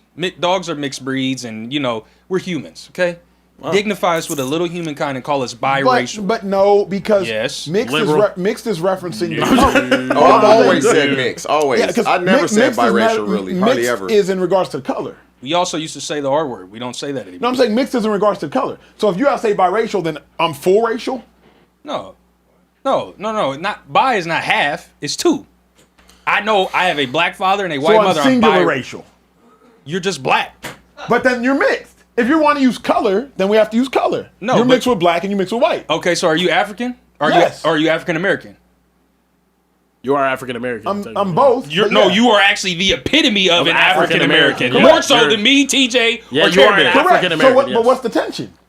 That you can say biracial and not have to just be African or just be American or But I'm just not be. gonna lie. I'm not gonna lie. Mix is more of a mix is a I don't know, modern term though too. Like saying biracial can mean anything. Like a biracial person could be a Hispanic and Asian person, like that mixed together. Yeah, But, like, absolutely. But the thing is, also in our culture, saying mix, like you know what that means. Mix, not a Correct. mix. Nah, mix is like not a mix. They black and white. Correct. Correct. That's what it is. Yeah. So is You know what biracial. mixed Biracial is synonymous. Now No, it can No, be. you Yes. no. see, you're the Who one. else- on who this. else- Mulatto is what you Who really else want to says be. biracial and means I'm saying- black and but I'm saying- Filipino? I'm saying, Nobody. Here's where you're wrong. Here's where you're wrong. Because we say black, we say white, we say mixed. Yeah. If you want to say biracial, then we got to start saying singularly racial. No, We have to. no, So we say no. black, white, we say mixed. No, you you want to just- say black, white, and biracial? She's biracial. All right, I lose this. World. Legit, Xenon said, been arguing with my brother about how Sam Darnold is now a top 10 quarterback winning the Super Bowl. Has to differentiate you from your contemporaries at the end of the day. For a quarterback, winning is the most important stat. Y'all agree? Does winning a Super Bowl just automatically put... I will say, Jalen Hurts got catapulted in the top To five conversation. Top five But we don't do that conversations for just Sam. after If that it's fair Super Bowl. for him, it's fair So for Jalen yeah. had an All-Pro is what they're gonna say. He led the league in rushing touchdowns. Hey, 'cause he can we got do his this butt last pushed. topic so we can shut the speakeasy down? Yeah, I was about to say, man, I got to yeah. piss. Moving forward, we got to talk about something a little more serious. Andy Slater put this out saying that Atlanta Falcons James Pierce Jr. will no longer face a charge of aggravated battery on law enforcement. Sources tell the prosecutors that he decided there wasn't enough evidence on body cam to charge him with that felony, which could have put him in prison for 5 years. 4 other charges, however, were filed: resisting an officer with violence, fleeing, stalking, and aggravated battery with a deadly weapon for allegedly crashing his car into his ex-girlfriend's. Fellas, would you want to play with James Pierce Jr. at this stage? Ooh, that's a question. That's tough. Because I say that I'm a man with 3 daughters. Yeah, I would. Because he made a mistake. And if he can own up to that mistake, if he can rehabilitate himself, if he can show a ton of remorse and it's genuine, don't go rehabilitate yourself just so you can play football. Really rehabilitate yourself so that you make sure this doesn't happen again ever in your life. And if that's the case, absolutely. That's a tough question because it's a lot of players in the league that's done a lot of things, and a lot of players in the league that have been convicted of things that are worse. Your favorite players, many of you all, and they still in the league. It's a tough question. I will say yes once he serves his penalty and his punishment, and it's fine. Once he does all that, yeah, because at the end of the day, T, and we don't talk about this enough in society, you can't just cancel someone. You also have to try to restore someone. So when someone does something heinous, yes, serve the punishment, take the fine, but there also has to be some sort of restoration process to get them back into contributing in whichever way in society they were previously contributing. For James Pierce, it's contributing as a dominant pass rusher. It can't just be you did something objectively heinous and you should never play football again. You should be alienated. Make things worse. Correct. I think there has to be, once you have the fine, once you pay the punishment, then there has to be a restoration process. And a part of that restoration process for James Pierce is doing what you're loved, doing what your God-given ability has called you to do, and living out your talent, living out your dream. But that would be it. You do it again, it's over. Yeah. It's over. I have a question for you guys because we talked about the rehabilitation process yesterday and whether it's a 6-game suspension, a 10-game suspension. Trey was saying 2 years. Fellas, like, looking more deeply into this case, if what they're saying allegedly is true, a guy that got broken up with ended up stalking, calling multiple times, like you said, multiple calls to 911 from Rakia Jackson looking to avoid this, and then showing up unannounced, ramming your car into that person, trying to in search for a conversation or whatever it is. These are wildly inappropriate, not acceptable, dangerous behaviors from someone. And the more I've really gotten to think about what Trey was saying, I think it's a real case of there needs to be mental evaluations that are done, a lengthy therapy and things that he needs to work on personally before even stepping back on the football field is the most important thing for James Pierce Jr. And also, given the fact that there's been a history of him crashing out, seeing red, whatever it is, that's a trait that sometimes people like on the football field, but it's also a reason why he fell in the draft. I don't think up until this point in his life, this has been something that has been allegedly a part of what he has done.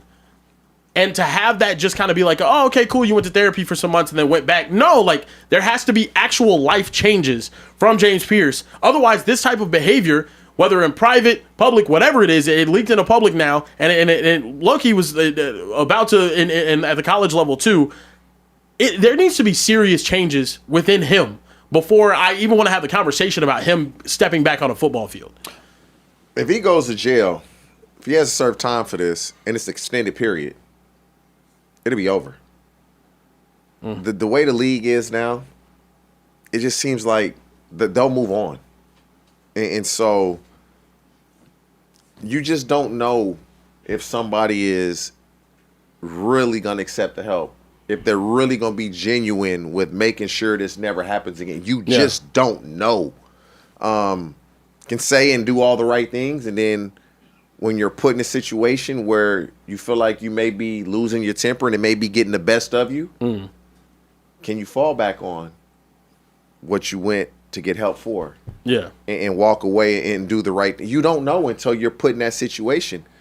He's so young, you would hope that he would be open to it. And if he isn't, he won't be playing in the National Football League. And the next time we hear of him, I'm assuming it wouldn't be such great news. Kieran, would you want to play with dude? I'm big on forgiveness. I'm big on second chances. I'm big on people getting another opportunity in life. Would I want to play with someone that has been, I mean, in that type of situation? As of right now, no. Have any of y'all in here had like a family member, mother, sister, get beat up by a dude, a significant other? Not to my knowledge, any women in my life. Yeah. I've been in a house where dude was putting hands on my mama. I've been in there. And when I got older, I was like, it's me and my little brother, but my little brother was bigger than me. I'm like, bruh, he get drunk. He would always get drunk and then start hitting my mama. I'm like, I swear, bruh, he hit her today. We jumping him. And we beat the fuck out of him. And we was whooping his ass. My mama tried to jump in and help him. Couldn't fucking believe it. Couldn't believe. But that was the last time he did it. He had done it for years and years and years. And then me and my little brother put them paws on him, hands and feet. And he never did it again. What was the takeaway? What you mean, what was the takeaway? As far as like... They stayed together. No, for you. Like what? In telling that, what's the takeaway? I say that because he probably could have killed her. He probably could have killed us. I mean, we were young, bro. I was 12. And he wasn't big. And maybe I was 13 around there. My little brother was 11. And like, I really don't see no 12 and 10-year-old whooping me right now. Two of them. Or a 13-year-old, they not whooping me. Yeah. But we did it. And it was just when you grow up in that type of environment, it's constant. You doing drugs, they drinking. That's what happens in that environment when you grow up that type of lifestyle. Where is the healing? Can I talk about the takeaway from that story? Go ahead. The takeaway is sometimes you need to learn your lesson. Regardless of who the teacher is, regardless of what the lesson is, sometimes you need to learn your lesson. If that's getting hands put on you, he learned his lesson. If that's getting kicked out the house, if that's your mama stop giving him money, if that's whatever it is, cutting him off from now, sometimes you have to learn your lesson. Sometimes that lesson has to come in the form of the fire that you fight with, which in this situation, TJ and his brother's situation was you putting hands on my mama, I'm putting hands on you back. And he learned his lesson and never did it again. So I think the takeaway for the parallel that can be drawn is James Pierce has a lesson to learn. And the NFL needs to be the one to teach it because that is his pride and joy. That's his moneymaker. That's how he had planned to change his family. That's his dream. You have to, it's like anything, raising a kid. If I know you love playing video games when you get home, but you ain't doing your homework, the video game is taken away. It's going in my room, and you're not getting it back until them grades come up. Yeah. You're not playing in the NFL again. You're not putting another jersey on again until you learn your lesson. That's my thing, and I want to have a conversation about. He's gonna learn the lesson 2 ways then, because he might be doing some time. Yeah, they need to. No, and he needs. This is my issue, right? Yesterday we talked about if James Pierce went out there this past season and in 17 games had 1.5 sacks, he'd be cut. Wouldn't even be a conversation. He'd be cut. We wouldn't be having this conversation. His career would be over. We talk about it probably one time. Be like, damn, that's really unfortunate. More details might come out. We might talk about it, but we're not even having the conversation about him playing again. The level of talent that he's displayed on the football field, why is that in any way correlating with the amount of consequence he should face for his actions? Wins and losses. I understand, but it's always been that way. For him and his personal rehabilitation, do we really care about him, or do we care about what he can do? If the consequences change based off of the level of talent that he has, rather than him facing the consequences for the actions that he committed. I think you're looking at it the wrong way. I think the way that the organization is looking at it and the way in which you're supposed to look at it, if you're the Falcons, is how much of a headache do I want to deal with? James Pierce rehabilitating is on James Pierce. Yeah. Secondarily, it's on the Atlanta Falcons, but it's on the individual who needs to fix himself. It's on self. The Atlanta Falcons are you worth this trouble? So James Pierce is worth the trouble. But James Pierce is the one who needs to fix himself. The league is just punishing to save face. I disagree. I think you're looking at it wrong. The league punishing him for like saving face or whatever it is. The league, sure, they look bad because one of their players ends up doing one of these things. Do you really care about the players that you have? Sure, I can understand why you can have that argument.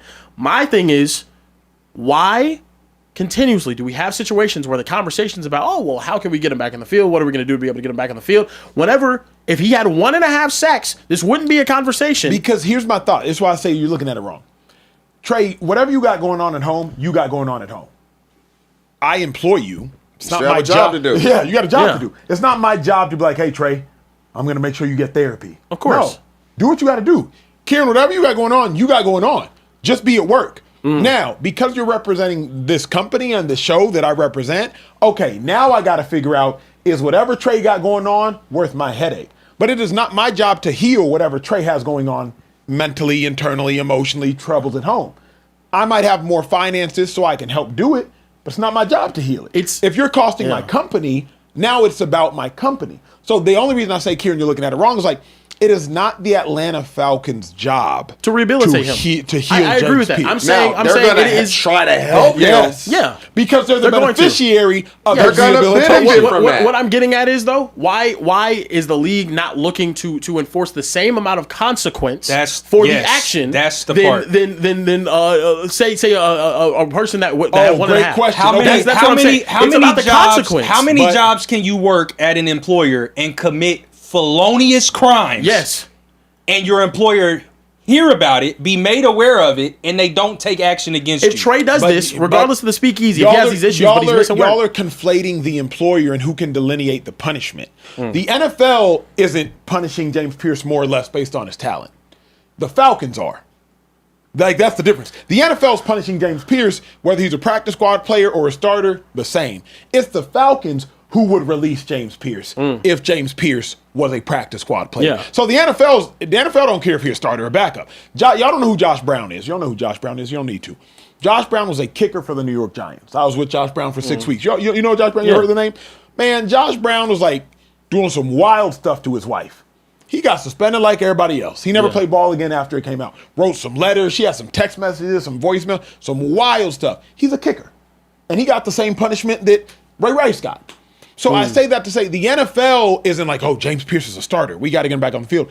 It's the Falcons who could go above and beyond the punishment of the NFL. So that's why, Kieran, I don't think your level of stardom has to do with the consequence. From the team perspective, you're right. Yeah, that's what I'm getting I think for me, it's more so from the league perspective. Do you is it a year? Is it 2 years? Whatever it is, it's not going to be 2 years, bro. But honestly, the more I think about it, the more I'm with Trey. It could be 2 years. It's not. That's the consequence for doing these types of felonious acts. Yeah. It's not going to be 2 years. But to me, like, let's be honest, though. And again, and you got a daughter, so y'all check me. Please call me out. I'm never too proud to be called out. I don't think this is worth 2 years, though. No. Like, this isn't severe enough to be worth 2 years. Like, there's Ramming your car into somebody else's? the problem is nobody got hurt.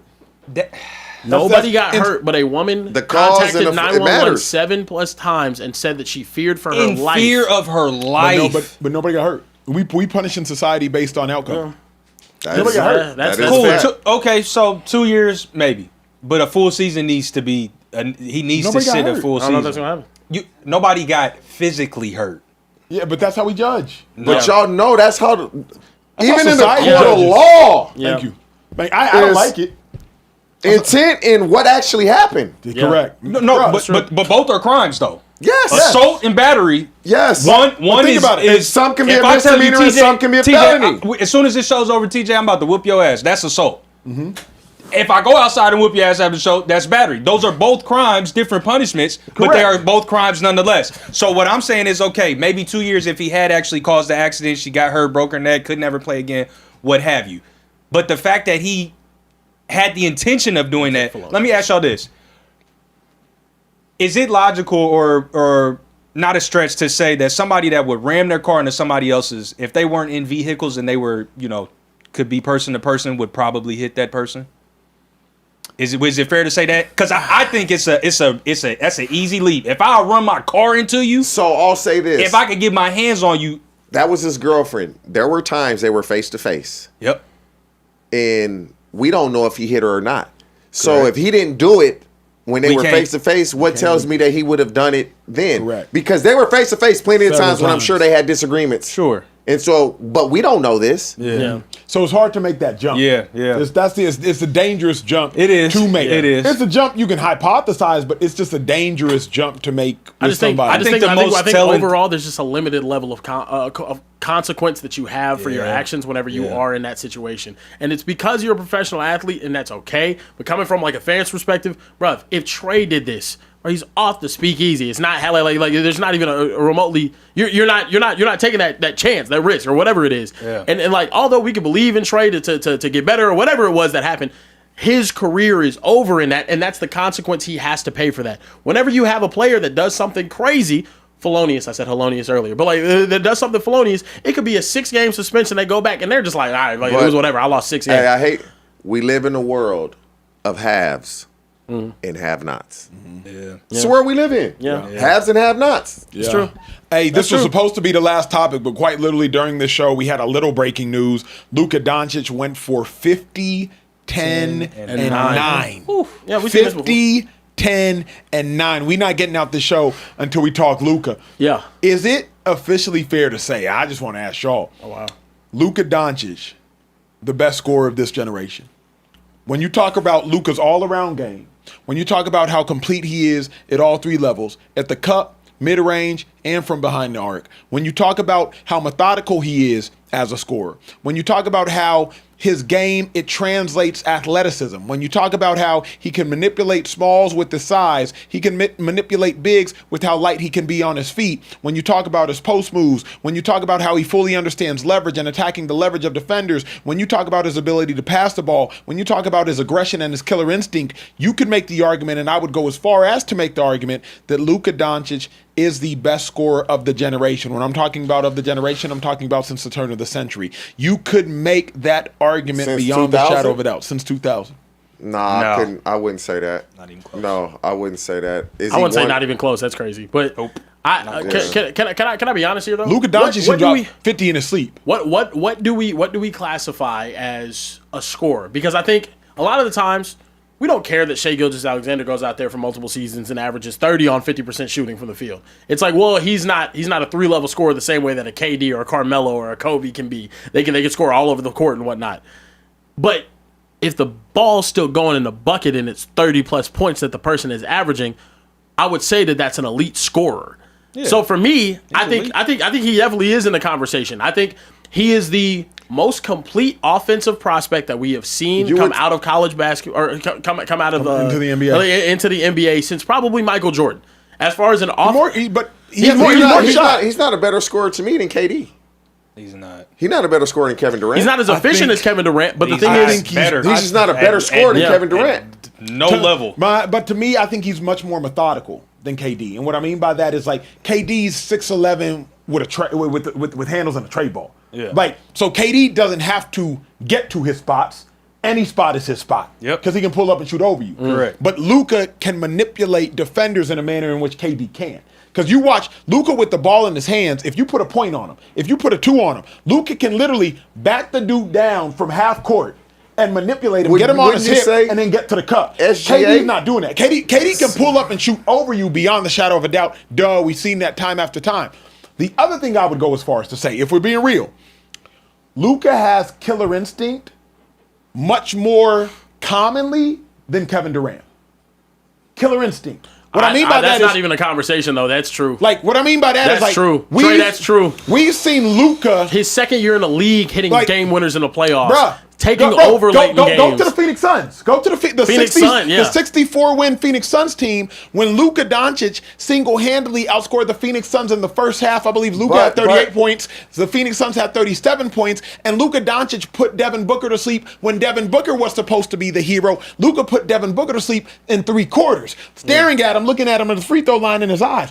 Luka has a killer instinct that if you want to say Kevin Durant is a better scorer than Luka, then I would see Kevin Durant's scoring ability and I would raise him Luka's killer instinct. Championship before we can put him in that category that you want to put him in. If he joined the 73 because if he's scoring like that, if he got the killer instinct, you got to have that killer instinct when it matters the most all the time. Hold on. And Lakers my team. This is my problem. Luka Doncic is the second highest points per game in playoff history. He led a team that had no business being in the NBA Finals all the way to the NBA Finals. He done led a team that had no business being in the Western Conference Finals all the way to the Western Conference Finals where they ended up losing to the eventual champion Golden State Warriors. Luka Doncic, this narrative that we have that like, he has to go out there and win a ring. 5 first-team All-NBAs, and all he does is show up in the playoffs. Actually, I would say that he gets better in the playoffs than he is in the regular season. So like I think the way that Luka looks compared to the hoopers that we're used to seeing, it very much skews the narrative. But if Luka Doncic finishes his career, and obviously sure, we could say the ring argument or whatever it is. If he finishes his career with 2 rings the same way that Kevin Durant does, and you look at what he's done over his career, oh bro, the dude averaged 30 over his entire career. The dude's averaged 29 over his entire career. He's 100% just for being in the greatest scorer of all time type conversation. We're having so many just bad conversations about hoops. How are these bad conversations? Scoring more doesn't make you a better scorer. Agreed.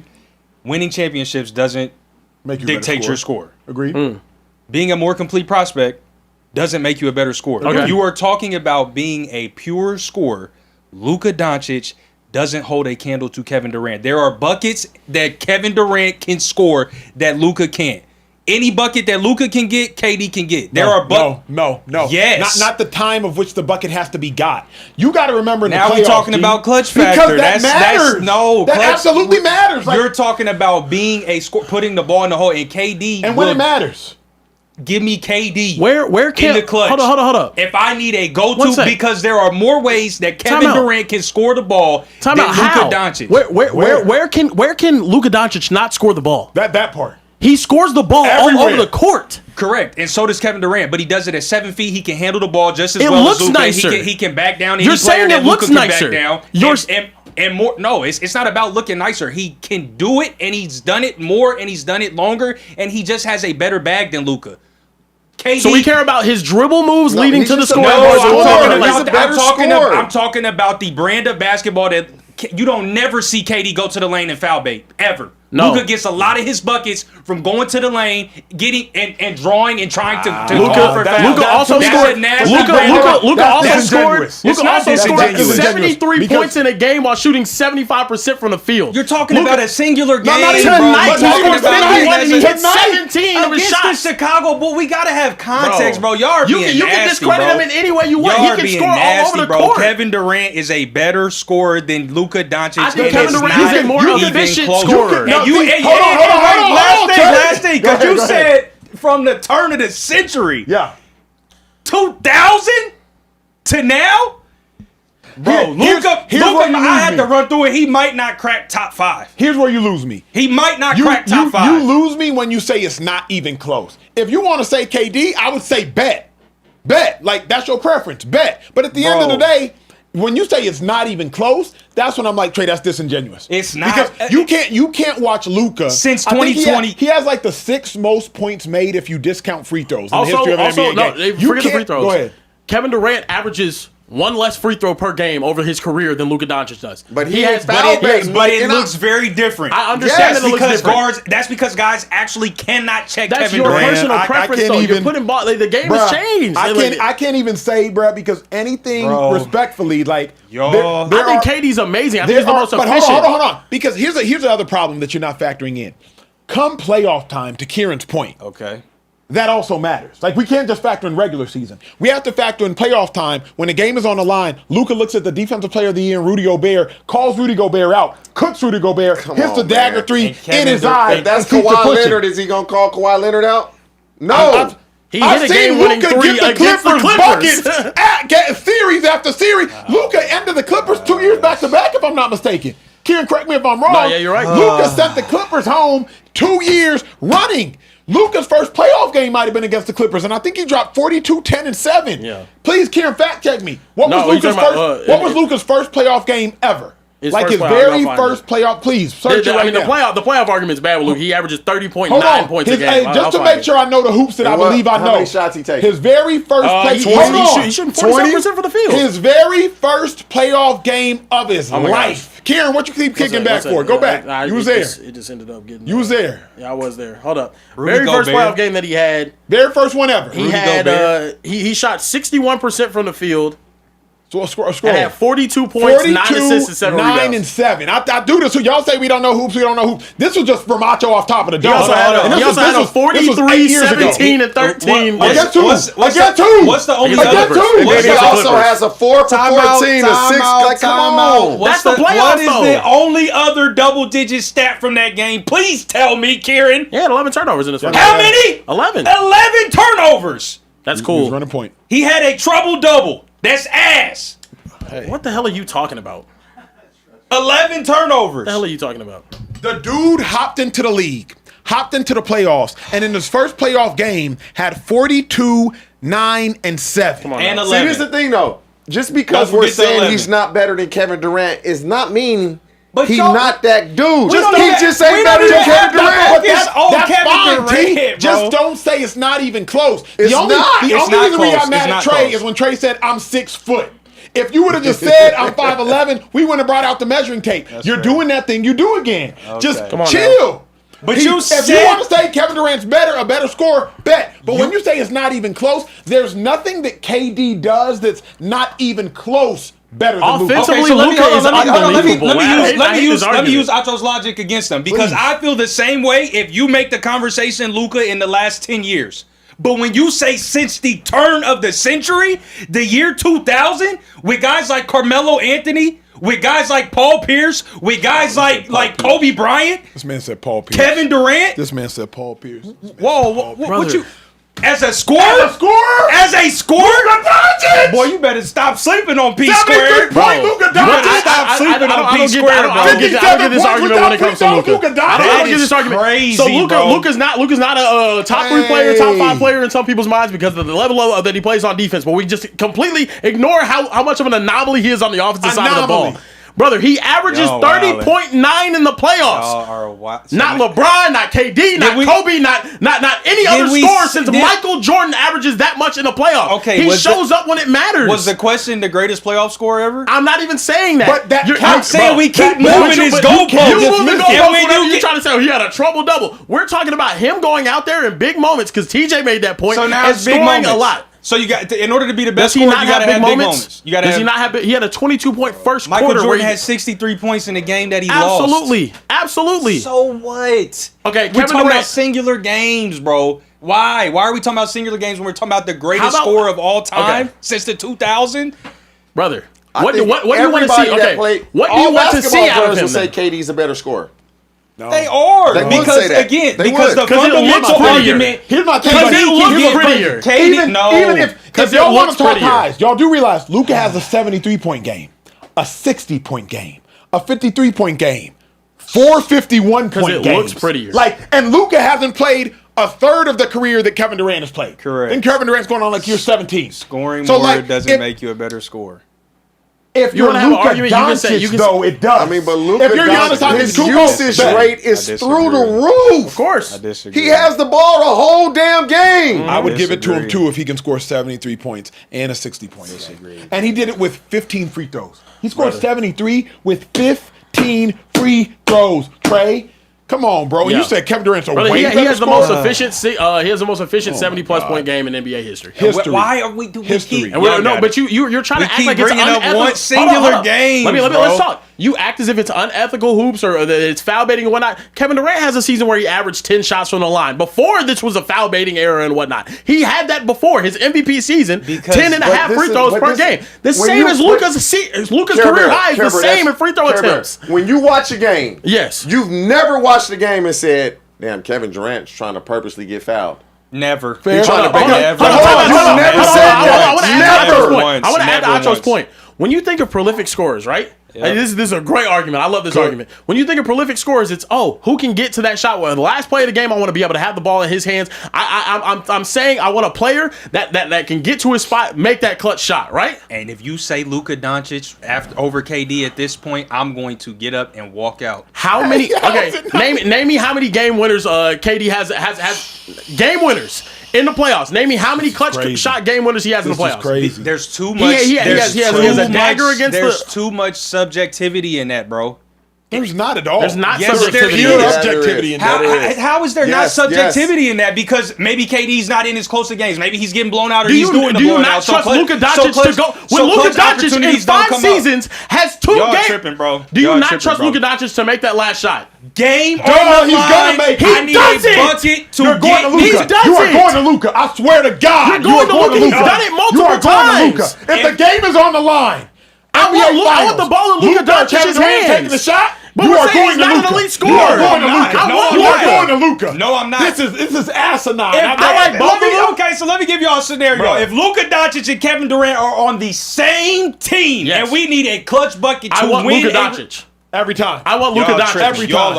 Why? There's nothing that Luka can do that Kevin Durant can't. There's nothing. There's nothing in the clutch that Kevin Durant has shown that he can do that Luka can. Why are you going to? He can shoot over anybody that's any height. Luka can shoot over. Luka has done it. Luka also doesn't have to shoot over you because Luka can also just play the leverage, get to the cup, and make a layup. They switched to 4-time defensive player. They hold up. You're talking about getting shot over. They switched to 4.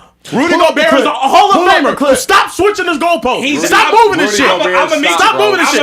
Rudy Gobert is a 4-time defensive player of the year. And you're talking about he can't shoot over him. He hit it. Go ahead, T. Go ahead, T. Get your thoughts. Please stop with the Rudy Gobert. Stop. So you bum? He's ass on the perimeter. On the perimeter. He has 4 defensive player of the years for what he does in the paint and the shots that he affects in the mid-range. If Luka's smart enough to know that and say, I'm going to take you out a fish out of water and cook you. That is the point. And Kevin Durant that is the point. Y'all tripping. That was it. Go up. This was it. I'm going to make you dead. That boy looked like a giraffe fresh out of his mama's coochie case stumbling over his feet. Because he brought him back. So for you, Trey, Fuck the fact that he has game winners. Fuck the fact because if he does have a game winner, it's over someone that's a baby giraffe. Get him, fuck the fact Carebear. fuck the fact that he's shooting less free Get him, throws. Carebear. Fuck the fact that he has 30 points a game in the playoffs. Get him, Fuck Carebear. all of that shit because it does not look nice to you. And Kevin Durant looks better. Fuck the fact that he's Kevin Durant's also better. efficient all around the court at scoring the basketball in big games, in playoff games. As a matter of fact, his field goal percentage is higher in playoff games than his regular season. Forget all of it. You shouldn't even say efficient because Kevin Durant Man. is more efficient. You bring up Kevin Durant is more efficient. Yes, I said that at the start of this entire argument. I said They're Kevin both Durant good is far players, more efficient. but Kevin Durant's a better scorer. Kevin They're Durant's both a better really scorer. they're Y'all great bringing up- players. y'all bringing up in what so many in what different way things. is he a better scorer? He's That more. part in what way? In what way? Because Don't- what way? Not- Is Luka- not is Luka efficiency. In what way? In what show way? me a And 50 he shoots the way? ball better. Show me a 50-40-90 Very from simple. Luka. Does he have a 50-40-90? No. Oh, okay. Cool. Congratulations. Cool what? And, That's and not ar- what? Arbitrary So metrics. efficiency is your Now argument. it's arbitrary. So So, your we efficiency talking is- about scoring. So- we talking about scoring. Hold up. Who's a better scorer, Steve Nash or Kobe Bryant? Kobe Bryant. Show me a 50-40-90 from Kobe Bryant. There you go. Okay. Cook 'em. Come on, bro. No, Okay, you okay. can't do that. Okay. You can't. You can't do that. So who's One's a better a, scorer? hold on. One's a Kobe, volume scorer and one's not. Kobe Bryant That's or the Luka point. Doncic? Who's a Steve better Nash scorer? was never a Bro. scorer. Kobe or Luka? Kobe or Luka? Shit. Cool. I'm taking Luka Doncic. And you give sound- me Luka Doncic. And you sound- Give me and the you- dude that averages more in the playoffs than him. Give me the dude that carried you a get- trash team to the finals. Kobe got more clutch Not a buckets. trash team, Kobe, but, Kobe got more clutch buckets, so he's a better Kobe scorer. played a 20-year career. Per your logic, Kobe got more clutch Up buckets until this than point in Luka, the so career, he's you a want better to scorer. compare clutch buckets? Kobe's hit more clutch Up buckets. until this point in the career, you want to compare clutch buckets? No, not up until this Nah, career. In you his don't career, wanna do that. No, in his career, Kobe's got more clutch buckets. Kobe didn't. Kobe came in as a 18-year-old rookie when rookies and teenagers didn't play back then. So no, it's a trying to totally Kobe different didn't even league. play his first 3 That's years what in I'm the saying. league. Really, Yeah, that's what I'm saying. He sat the bench. He sat the bench because teenagers didn't play in the league back then. It just didn't happen. So You want to know what Luka did? He came into the league and he was a first-team All-NBA player. yeah, I love that for him. Doesn't make him a better scorer. Oh, look at another one. This is another one in the playoffs and him hitting the game winner. Bro, this is Go ahead. Put that up, bro. Trey, this is crazy. To mention clutch Trey, buckets this is and playoff crazy. score. Trey, this is crazy. No, go ahead. Discredit it, though. It's in the bubble. And It's what you telling me, No, hey, who this is cares? crazy. I'm not This gonna do is that. crazy. You did that But already this with is Rudy crazy. Gobert. Katie, In a respectfully, Western Conference Final Series that nobody expected them to win. Katie's bag is not deeper than Luka's. Katie's height is taller than his. No, that's Katie's not, bag is not. Katie's It handle looks is not nicer. better. It's more ethical hoops. It's not putting someone on the back and knowing Katie's how to be hand- a genius in a Luka pick got and the roll. ball We've on a never string. seen someone come into the league and run a pick and roll better than Luka Doncic in history. Coming in, averaging triple doubles and whatnot for months. You've never seen some shit like that. Ever. He is the greatest offensive prospect to ever step foot in the NBA. He's not a is. better scorer than that- SGA. and that's still. But see, to me, they're one and the same because That's they, an argument we can have. They both He do not. they both do the foul baiting. Because for me, my argument has been the brand of basketball. The brand Hold of on, basketball hold that on, Luka hold on. plays is just You keep, nastier than KD. like you acting like Luka is like a foul merchant like SGA. Let's be for real. No, Luka but- ain't even got to get to the stripe if Luka don't want to get. No, but Luka he is- gets to the stripe to keep you off balance. But he is a crybaby, and I hate Yeah, that. He is a crybaby. He's That's a fine. He crybaby. is. He is. and I- I and I hate You hate just that. say you don't like the way he plays. To Yeah. me, That's what it is because he can score anywhere on the court. anywhere at any He can time. score anywhere on the He court. can. He's very clutch. He's very clutch in the regular season. He's very clutch in the Yep. postseason as well. Yep. Like he's a great scorer, bro. He's an elite scorer. He's not even He elite. just does not- He's and it's a unethical and he- sci-fi scorer. He's Yeah. not like Luka. Elite doesn't do bro, Luka he's not the greatest justice. since- Bro, he's not he the greatest wipes since his ass 2000. and gets 30 freaking points in the NBA. and he shoots 31 times to get it. No, he doesn't. Yes, he does, No, he bro. doesn't. I guarantee you, Luka averages way more shot attempts per game than KD. Oh my god. No, of course. But Oh, it's the same. It's the okay. same. It's the same way with Kyrie. Oh, okay. Why So- is KD not taking those shots though? Oh my God. taking what shots? Why is he not taking more shots? You can take those Respectfully, shots. Luka got more dog, and that's why he does it. Oh, brother. Let's we just just be saying honest. anything. We just Come on saying. now. We just saying anything. Luka ain't got on more this- dog than KD. Luka ain't got more dog than KD. No, and I'm. Would Luka run to a 73-win team? Would Luka run to a 73-win team? Talk to me. Talk to me. Field goal attempts on average per season for Kevin Durant, Okay. 20.8 a game. Okay. Field goal attempts on average for Luka Doncic over his career, 20.9 a game. Okay. Get Who's him. more efficient? And Luka- KD. give me of the true. course. Give me. Do you? Can you pull up the true shot percentage? Not. I I don't don't want. know. That was playoffs. My fault. Oh, see, No, yeah, hold on, back hold to on. he's so stuck on the playoffs. Hold on, playoffs. Oh man. I'm not even looking at the Give me the playoffs. career. Playoffs is Give me the crazy. career. Give me the career. Career. Okay, 18.6 compared to, and then Luka's 20.9. 18.6. Okay, so it's like a shot and a more- half. 21. two No, more it's shots. 21. 2 more shots a game. Two more shots. 18.6. You can say is 19. Two more So shots a game. Two more shots a game. That's 200. Y'all boo-hooing over that's 2 more shots That's a game. 200 more shots a game. shots in the season. 160, but fine.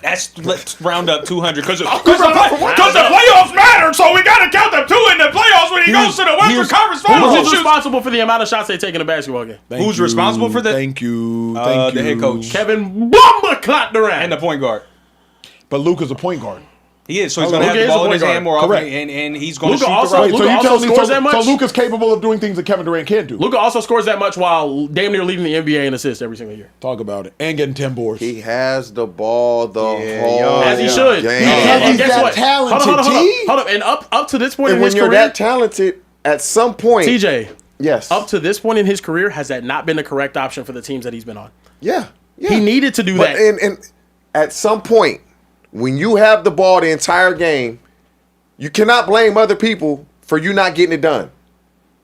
Oh. You cannot blame other people. I don't think he and does. that's what goes on. Oh, he don't have enough help. Well, goddamn, you got the ball 22 seconds and you're going to pass it to me Now, hold on. when you don't have a shot. Tim Hold on, Hardaway hold Jr. on, in the corner hold with on. 2 No, seconds hold on, left. So when he does that, and his team shoots the lights out in the quarterfinals and in the Western Conference Finals against the Thunder, PJ Washington goes nuclear against the Timberwolves. They just run them over. Then they make it to the series against the Celtics in the finals, and his team is shooting 11% from three outside of him for the first 3 And games. again, That's not like. no. I hate that y'all are making me defend Kevin Durant so fervently. I really hate it. I think Kevin Durant is arguably the most the top 3 talented scorer of the generation. ever. He's right? He's the He's best just not scorer. one. He's the best scorer Luka- since 2000. That was the original question. Luka, James Harden in that conversation I though asked too. the Prime chat. James Harden in the conversation. Do we care about what the chat says? Because Yeah, we do. Acho We do picks and care. chooses when he cares Yeah, about we what care y'all what got. the chat Check say. out the same What view the as chat you say? though. The chat said the better score is 62% Kevin Durant. Not even close. All right.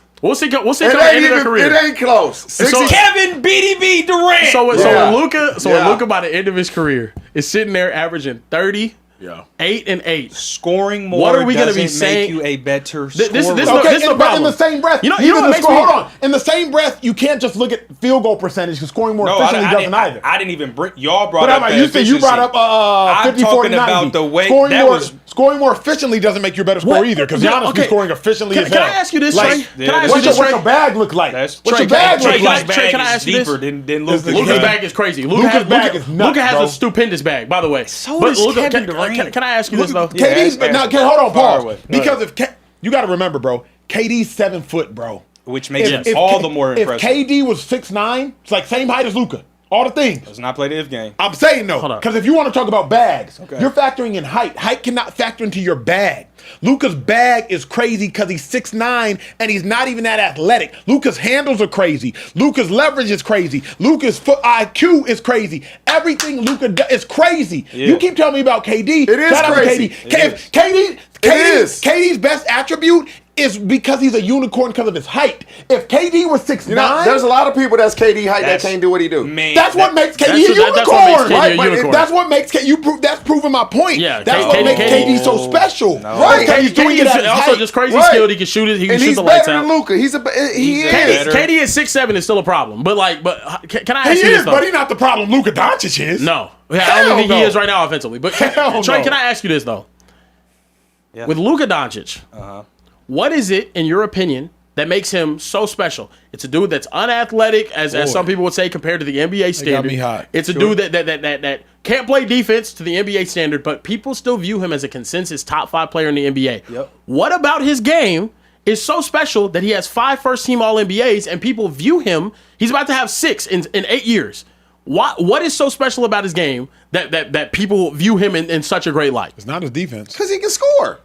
And he's a great Duh. facilitator. It ain't. We not saying he can't You score. said facilitator. We're But not saying why he is can't it crazy score. to He's say- just not a better scorer than Kevin Durant. Nah, his he bag's can not score. equal. So his Hold on, superhuman He trait, has his superhuman 6 ability. first-team All-NBA is about to have him predicated off of scoring. Okay. 6 in 8 years. That's what he so does. Objectively speaking, it's not because of defense. If anything, Yeah. defense holds him back. So objectively speaking, In the last 8 years, he is the best scorer in the generation. And this is objectively speaking, because he's got 6 first-team All-NBA. He's finna have them off of scoring alone. No defense, none of that. He's about to have as many first-team All-NBA selections as Kevin Durant does in half of the career. So let me ask y'all this. And it's predicated off of his scoring. What you say? He's about to have as many first-team All-NBA selections He as has Kevin Durant the ball in half the career. whole game. I understand that. All-NBA. SGA don't even have the ball. All-NBA. There's a bunch of players that have that, but they're not. They're all six. NBA All-NBA. Look at his usage.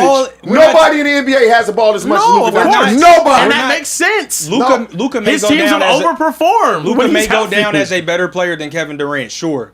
Not a better player. You got to go down as a better scorer. He's a better no, scorer. He's not a better player than He's not Kevin a better Durant. player. But All-NBA. He's not. He's not a better player. He's not. He's Okay, not. He's not a okay. better player than Kevin Durant. I don't So- think anyone so- with the right mind would say that. So what do All-NBAs have to do with scoring? He is an All-NBA player, not Only- because of his athleticism, Check. not because of his size, Bingo. not Okay. because of his defense. Not at all. Not because of any of that. He's Because an he's a- All-NBA. He's about to have as many Okay, so let me All-NBAs ask as you Kevin this. Durant. Guys, hold Because on. he This is is my that last good chance. player. You guys also remember when Kevin Durant came into the league, it was point guard, shooting guard, small forward, power forward, center. When they named All NBA, they really don't do that anymore. They No, I said, you can hear. and so when KD came into the league, it was by position. True. Now it's in essence positionless. Yeah, fact. Because if he was a point guard, if Luka's a point guard, He ain't making it over he ain't SGA. getting all them all teams, yeah. he ain't getting that. And so when KD came Not into the first team. league, it's completely different. Not Just first like when we were playing the NFL, the Pro Bowl meant something. It don't mean shit now. Okay, hear you. I agree. Now listen, that's a fair this take.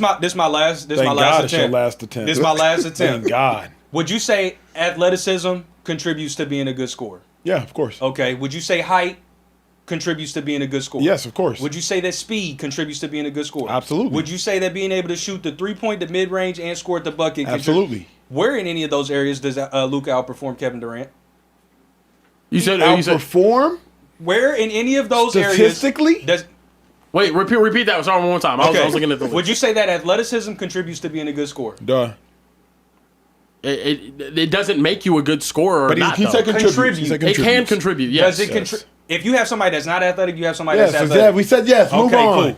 God, dog. Speed, Yes. Kieran, Sure. being able to shoot the 3, the midi, and score at the basket. Yes. Where does Luka outperform Kevin Durant? Where in any of does those areas? where does Luka Luka outperform DeMar DeRozan in that standpoint? where You does- would not say DeMar where- DeRozan's a where better does- scorer than Luka where fucking does Luka- Doncic. Where does My Luka dog. outperform So You don't want to Kevin answer his Durant? question. I'm answering your Where question. where does Luka? I'm showing him how redundant that point is. Where does Luka outperform Kevin Durant? Not in Not a nail single category one, does not he? a single one of those. Nope. And height. Height was one I originally said. Okay. Not a single. Nope. So we could even maybe make the argument that because Luka of that. Because of everything you're Is saying, Kevin- he's more Luka's bag is deeper. impressive. Is Luka Not Doncic- but the conversation's No, not more impressive Not score. impressive. It's Not better impressive. score. Is Luka Doncic more TJ, athletic? Is Luka did I- hold up? Is Luka Doncic more athletic than Rashard Lewis? Nope. Is he a better shooter than Rashard Lewis Nope. from the 3? Is he more athletic than Rashard Lewis? Nope. He's not stronger, not Yeah, bigger, He's not not fast. taller, he's not bigger, not he faster, might not be. any of that. Rashard He Lewis a ain't no better scorer than athleticism. Rashard Bumbaclot Lewis, Yeah, brother. but I don't wanna- come you're on, dog. comparing apples to beans, in the words of my guy TJ, who's Of beside him. course. Because they're not even in the same we wouldn't even do that. Okay. Is the separator athleticism? But you know what? Is the separator athleticism? Say that again? Is your separator athleticism, height, speed? Is it physical traits? Is that the separator? No, I'm just saying those contribute to being a better scorer, and Luka outperforms Kevin Durant in none of those categories. So he can score more points. He can have more clutch buckets in the playoffs. He can have bigger shots. He can have more All-NBAs. He can have all of these But he's subjective not the things athlete and that you want goalpost him to be, movements. so he's not a Correct. better scorer. Correct. Come on, bro. I hate this There are ways that conversation. Kevin Durant can score that Luka can't. Man, That's my read final these statement. super chats, bro, so we can get out of here, bro. Final super chats of I the hate day. you. Benjamin Todd 5731 said, like Luka's 50, I don't want the Speakeasy to end tonight without mentioning the feat that SGA made. SGA broke Wilt's hit 20 record. points for the 127 consecutive time, breaking Wilt Chamberlain's record of 63 years. That is amazing. Yes, it is, Benjamin Todd. Doug McClose, this was on the James Pierce conversation, said, I think he should have a second chance after his consequences. Michael Vick was given a second chance and was still the premier player he was before. I'm on second chances. Yeah, these young players need help, and men like TJ and Acho as mentors. Biodynamic Industries sent $20 for young TJ. So I think when you was telling the story about you and your brother, he was like, this is for young TJ. Sometimes you got to talk. Also, to TJ, want to interject here real quick? Luka got those first team All NBAs, those first 4. All while it was position specific. So come on, man. That's foul. Come on, man. Like, he would have got the fifth one. When we do these conversations, it sucks because it feels like you putting a great player down. Yeah. No, y'all great players. They both are. Last one I got is from from Jay Brand 10. He said KD gets 30 plus on 17 shots. Luka shoots 31 times.